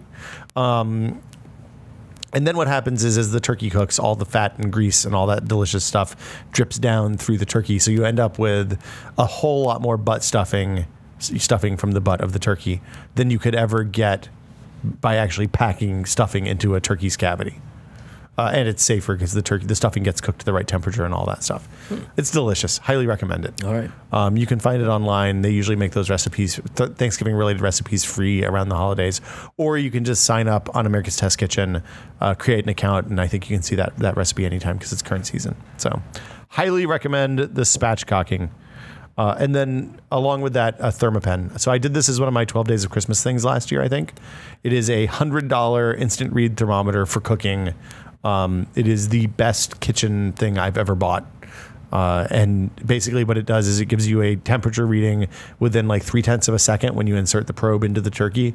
So you don't have that or any, you can do it with anything. It works with candy, it works with meat, whatever. And it's an NSF certified thermometer, so it's guaranteed to be accurate and hold that accuracy over a long period of time. It's a phenomenal thermometer. And like I said, it's $100. But you know, when your turkey costs $50, $40, $50, or your prime rib costs $100, you know, using a $3 thermometer to ensure that you don't ruin an expensive piece of meat is, I think, risky. You know, I'd rather use the one that's guaranteed to be accurate. Anyway, that's my Thanksgiving stuff. Cool. Norm, what have you been testing? The boosted board, running a lot of the boosted board. Yeah, man. Boosted boards. What is the cool. boosted? We not. We did. Have we not had a podcast since you got this? No, I think we talked about it this a couple weeks ago. Last time I was here, you had it. We unboxed it, I think. after the podcast. Yeah. But I don't think we actually talked about. You tested it the week before Thanksgiving. Yeah. The weekend before Thanksgiving. Okay, so explain what the boosted board is, Norm. Boosted Boards is a startup, Palo Alto-based startup that launched a Kickstarter 2 years ago for an electric skateboard and electric longboard, and it was $1,000 you could back. You get a longboard that's 2 motors, and the acceleration is controlled with a Bluetooth handheld remote. I saw this Kickstarter, and I said, no way. That's not because there's no way a motor is going to be able to propel people at that speed up hills. It's a pipe dream. They're going to take people's money. It's not going to work. Right. I was wrong. 2 years later, not only did they successfully have a very successful Kickstarter and ship their boards, but now they have a line of boards, and price has gone down. Since the retail price, it went up and then it's back down again. Right. So there are 3 models. The top end has 2 1,000-watt brushless motors that power the 2 rear wheels.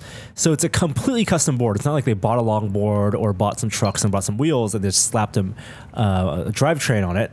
But it's I didn't actually realize this. The actual deck of the board is completely custom. They've wired it so that they could fit a battery, I believe a 45-watt battery spread across the front and the back of the board. Really? So it's do they hollow out the board, or is it just dangling under?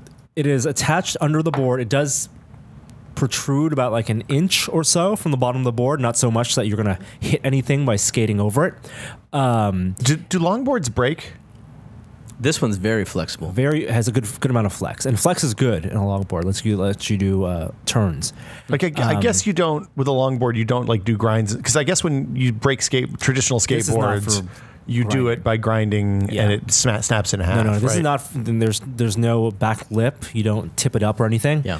How do you stop if the motor stops working? Well, on a normal longboard, you stop by stepping off, And kind of using putting your foot down on the back. Little Fred Flintstone action. Grinding Exactly. the back a little bit.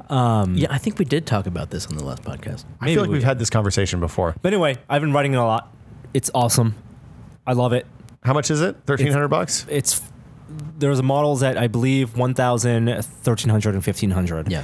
The 1,300 one is basically the equivalent of their Kickstarter model, and the highest end one, which is the one they sent, goes ridiculously fast. It goes at Like 22 miles an hour or something, right? 22 miles an hour and up pretty good hills.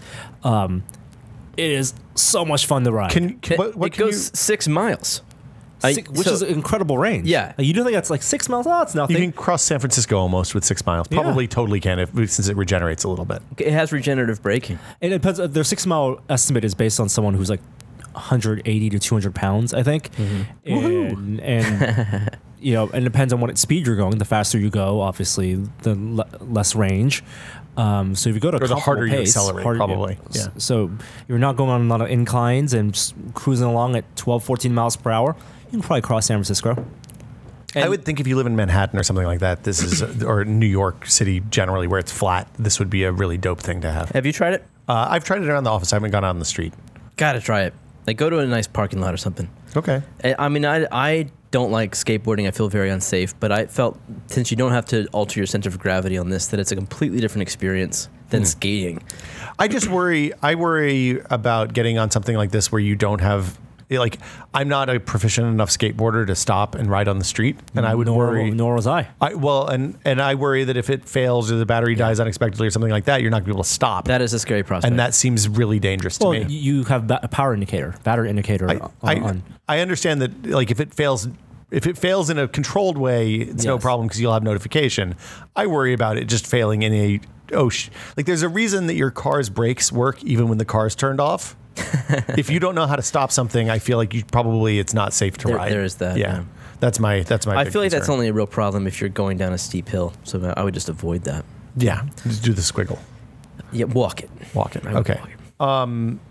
We'll go outside when it's not raining and shoot a video. And we'll do a big talk about it. A talking video, I assume, right? Yep. It's supposed to rain for pretty much forever now, though, it seems like. So The drought is over. I don't know about that. It's not that. Let's not get crazy yet. You have Black Mirror written here, Norm. It's a new show, or a show that just popped up on Netflix. That's I think it's in the 3rd season over in the UK. A British show that I cannot recommend highly enough. It's basically Twilight Zone for the digital age. Really? Every episode about an hour long, 40 minutes to an hour. They've only have 6 episodes on Netflix, 3 episodes per season, but fantastic production values, really interesting, thought-provoking stuff, and just real savvy about how people use technology. Is there continuity between episodes? Oh, so it's all different casts each episode. It's like completely different cast, completely different story. Some were dystopian future stories, some set in modern day. What are those called? What are shows like that called? Anthologies, but this isn't technically an anthology. So, American Horror Story is an anthology. True. Yeah, no. I'm thinking about what's the British show about the house? Like, it's a bunch of different stories told in the same house. I can't remember. I'll look it up and we'll talk about it next week. You know what we forgot to talk about that happened last week is Netflix announced or it came out somehow that they spent $2 billion in 2014 on content. $2 billion with a B. Presumably, most of that is multi-year deals. So things that like deals with, say, movie networks, TV producers, production companies, and stuff like that to run content for more than 1 year, since their revenue is much, much less than $2 billion a year. Inside Number 9 is the show you're talking about. Inside Number 9. That's it. Thanks. House of Cards season 3 debuts on February 27th. That's correct. Did season 2 end well? Yeah. Yeah. Oh my God. Okay. Yeah, are you kidding? I stopped watching, so I'll have to pick that back up again. I love that show. I'm excited about More Orange is the New Black, personally. Yeah. Did you ever finish that, Norm? Yep. Yeah. Fantastic. It ended well, the last season. I've been testing a 3D scanner. We talked about this a little bit a few weeks ago. The same one Norm had? No, this is a different one. Oh. So this is the Occipital Labs structure sensor. It straps on to an iPad or iPad Air, iPad Mini, or I think iPad 4. It has different brackets for each one. You have to choose when you buy it. And it works, it's a depth sensor. So it works a lot like the Kinect did. The first gen Kinect for the Xbox 360, in that it projects a lot of dots, or it projects a pattern into the room, and then it uses an infrared camera to see that pattern and uses that information to determine spatial stuff. And I was blown away by the quality of scan we got out of it. And the speed. And the speed with which it works. We used it on stage at the live show last month, a month before last now. To scan Jamie, and I scanned Norm so people could see how it works. But basically, it straps onto your iPad. You hold the iPad up in front of you and use it as a viewfinder and kind of walk around. And it gives you see a picture of the person, and then it also overlays information to let you know what's been scanned and what hasn't been scanned. It works really well for things that are, say, head size and larger. And then there's also third-party software and some first-party software that lets you do things like scan a room. So if you're, say, an architect or an interior designer or something like that, and you want to go in, scan the existing room as it is and show what every model is going to look like, or what, say, a sofa or decorations are going to look like, then you can go do that and then have the room dump that into your CAD program and put the changes into the CAD program. Real-time augmented realities. That actually works. Yeah. They have some kind of tech demo games and stuff like that. We'll show you after the podcast, Jeremy. I think you'll be impressed. No, I saw it. Now that I know what Will's talking about. Did you see it happen in real time? Uh-huh. Yeah, they even have a Unity plugin, so people can develop Unity apps to take advantage of it if it's plugged into an iPad. And there's a SDK that you can if you want to build apps for that application, you can hook into their SDK. It's one of those things, like I said it. We shot an in-depth video that'll be up, I think, next week. And when I showed it to Jamie, he did the normal thing that he did, where he was just kind of like, Then scanned him, and then at the end, I showed him the results. He was like, that is a thing that 10 years ago we had a multiple $100,000 room that somebody had to sit in for most of a day in order to get scanned, and you did it in 3 minutes with a $500 tablet and a $500 sensor. So pretty amazing. It's still expensive for normal people. If you have a use for it, it is a magical device. Just scan things and send onto the M-Core 3D printer, the paper 3D printer. Yeah. Ooh. How much are those M-Core printers? Are they super expensive? Like 25, 30 grand? Thousands. Yeah. It's unfortunate. You could replicate that by using a laser cutter and a whole shitload of time. No thanks. I have a glue stick. That's okay. Jeremy, anything you've been testing you want to talk about? I haven't been using any new hardware. I did listen to a other podcast, though, if I can mention. Serial, which Norm has mentioned to me numerous times off air. Is it about Jeremy, is it about Frosted Flakes and mini wheats? No, it's Serial with an S. Oh, I'm less interested. Addicted? I guess I would. You're the first person to mention it to me, but since then it's come up all over the place. It's the kind of thing you can't stop hearing about. People are talking about it as the podcast that will justify podcasting, and why on earth do they need funding? And because they have a sponsor and it's a huge podcast. It's affiliated with This American Life, and it is a podcast that will last as long as it needs to tell one story. 12 episodes, what they were shooting for this season, I believe. The first one's a true crime story, It's a true crime story about a man who's been incarcerated who may or may not be guilty. And I certainly have opinions on it. Everyone, how can you not? I don't want to discuss those to not spoil them for people. But it's an interesting podcast in that it really is meant to be listened from beginning to end. Most podcasts you can enter wherever you want. Last week's podcast. Yeah. Well, I mean, there have been serialized podcasts in the past, but usually they're fictional. So, for example, Listen to Night Vale is a serialized, very popular podcast that there's a progression that goes throughout. You can kind of pick up wherever you want, but you want to, if you're serious about it, you're going to start at the beginning and go forward. This is Like you can't pick up Serial at episode 7 and know I what's guess going on. you'll be lost. Or you won't. Yeah. You certainly won't get as much out of it. So it's a very good podcast. It's produced like a radio show. It's weekly and an hour. It's supposed to be, but we lost one last week, so it's been a 2-week wait. Can't wait for man. tomorrow. Cannot wait for you guys today. Yeah. You lucky bastards. What did you play? Do you play games on the airplane, or are you full-time kid mode? Well, I listened to Serial, so I finished that, and I also played. I played a little bit of Crossy Road. Crossy Road's great. Which is an interesting game. It's free, and it's got. How do you describe the graphics? It's not pixel art. Voxel. They're voxel graphics. Can you Technically play it, it's run it? polygons, I'm sure. Take a look at it. But it's like Frogger. There you go. It's like Frogger, but it's a beautiful game. It's Infinite Frogger. But the one thing I really like about it is the way they incorporate your friends' scores. So rather than just showing you a high score list at the end of your game or pulling that up from the menu, which is what every game does, your friends' names appear in-game as mile markers that you can hop across. And once you cross Will Smith, you know you've beaten Will Smith's high score. And that's really kind of my favorite part of the game. So that's a thing that started, I think, with Doodle Jump. You can swipe to go left and right. Like that was a thing that I saw in Doodle Jump, where you would cross. Here's Greg Viederman's high score. I forgot iCloud that was not at a point where it was synced, so it was as in real time. Like it was unreliable. Swipe. Well, this is every bit as unreliable as that was, because Game Center You sucks. just tap to go forward. It's a pretty compelling. And their entire What are they selling you? revenue stream is from animals. So you can buy animals to be, or you can simply wait to unlock them. It's basically Valve style hats. Yeah. Oh, I just died. Yeah, the graphics are lovely. It's a utterly charming. Yeah, game. it's all solid polygons that are constructed to make characters and cars and trees. I don't think it's actual voxels though. No, it's not. It's not real voxels. It's voxel-y. Yeah, it's this kind of It's 3D pixel art. It is kind of 3D pixel art. yeah. It's a lovely game. I also played a game called Framed. Have you seen this? Oh wow, that's loud. No. So it's like this runner game.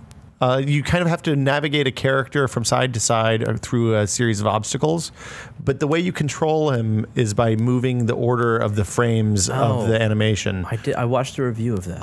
Is it good? It's interesting. I don't know if it's good. Uh-huh. I like it. I enjoy it. I usually play like one of those missions a night, and I feel like I'm kind of both because I want to pace it out and I don't want to blow through the whole thing in one sitting, but also because it's a pretty solid game.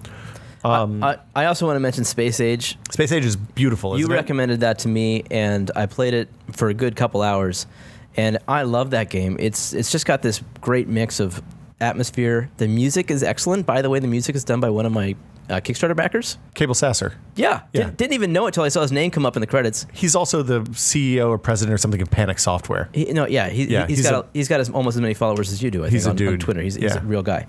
But it's a fun game. It's Good sense of humor, nice art. Yeah, so it's a orthogonal pixel art adventure game. It's not too adventure gamey. It's not like a LucasArts adventure game. It's kind of like old Sierra games, really. There's an inventory. You kind of walk around. I find the writing is really clever and good. It's by the same guy who made The Incident, which was an early iOS favorite of mine, which was basically like you played as a single column. There's this guy that stuff kept falling from the sky, increasingly comical stuff kept falling from the sky, and you had to kind of leap up and over it, avoid the stuff that was going to crush you. Was there an end to that game? Because you kept going higher and higher. You could out eventually of the city into space. I think it just got higher and higher. Okay, I don't know. I never got to space. I don't think with that game. I wasn't very good at it. You can select multiple people once you get them. And I think we talked about 80 Days last time you were here, didn't we? Or do you remember? You mentioned that to me. I can't remember if we did that off camera or not. But 80 Days, if you haven't played it, is an adventure game set in the Jules. It's a Jules Verne book, Around the World in 80 Days. Yes, sounds right. Yeah. And you play as Phineas Fogg's manservant, whose name I can't remember at the moment. But it's you like that valid game. is what it is. What it is actually. It's a text-based adventure game. Yeah. It's very charming and quite good and very difficult. And Google Store must be getting last year's iOS games. Are you playing anything? No. All right. Norm doesn't play games. All right. So I think that'll about do it for us today. I'm not going to take any questions today because we're running a little short on time. But if you have questions for next week, the email address is podcast@tested.com.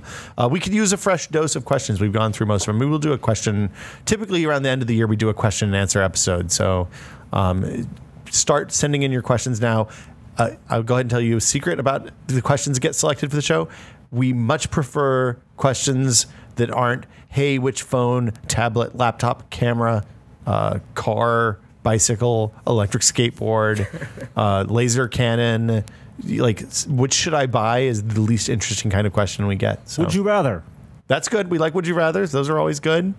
How did you do this? That's always good. Questions that are open-ended and invite discussion are greatly preferred to should I buy an iPad or a Nexus 7? The answer is probably an iPad.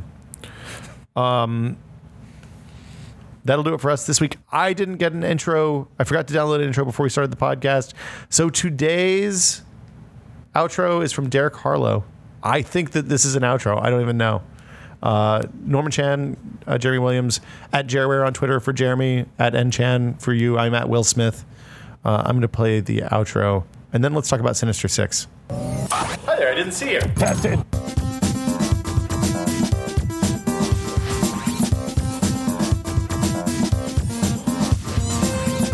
You know, what's the difference between $2 billion and $10 billion? Well, right? $8 billion.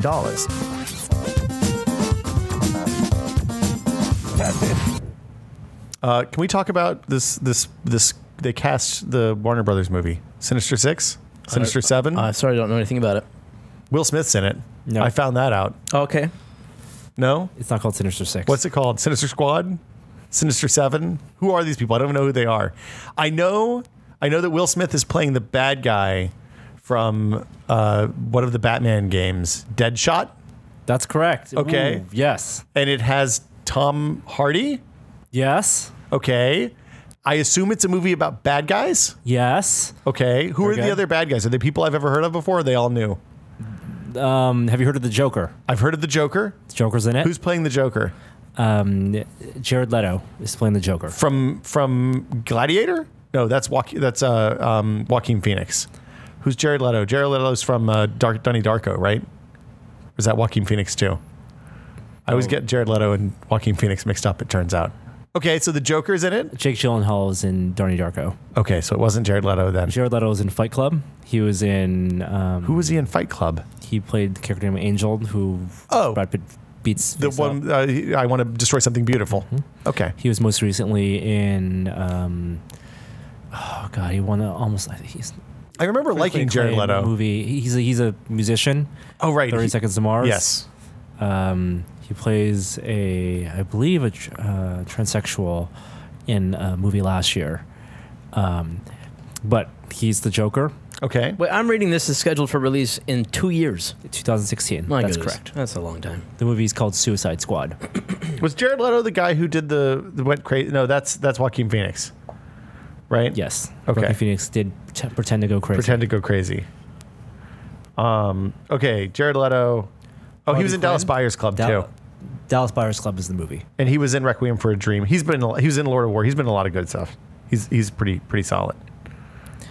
American Psycho, Girl Interrupted, Fight Club, Thin Red Line. Yep. Anyway, Prefontaine. it is a movie about My So-Called Life. villains who are given a chance to redeem themselves by going on a suicide mission. So it's called Suicide 6. Suicide Squad. What do you mean, redeem? Who gives him this opportunity? Amanda Waller, who's basically Nick Fury in the DC universe. Really? So these are all villains who've been captured. And they get a chance to pay for their crimes by taking on missions where not all of them may come back alive. Oh, so this is a way they can kill people in superhero movies.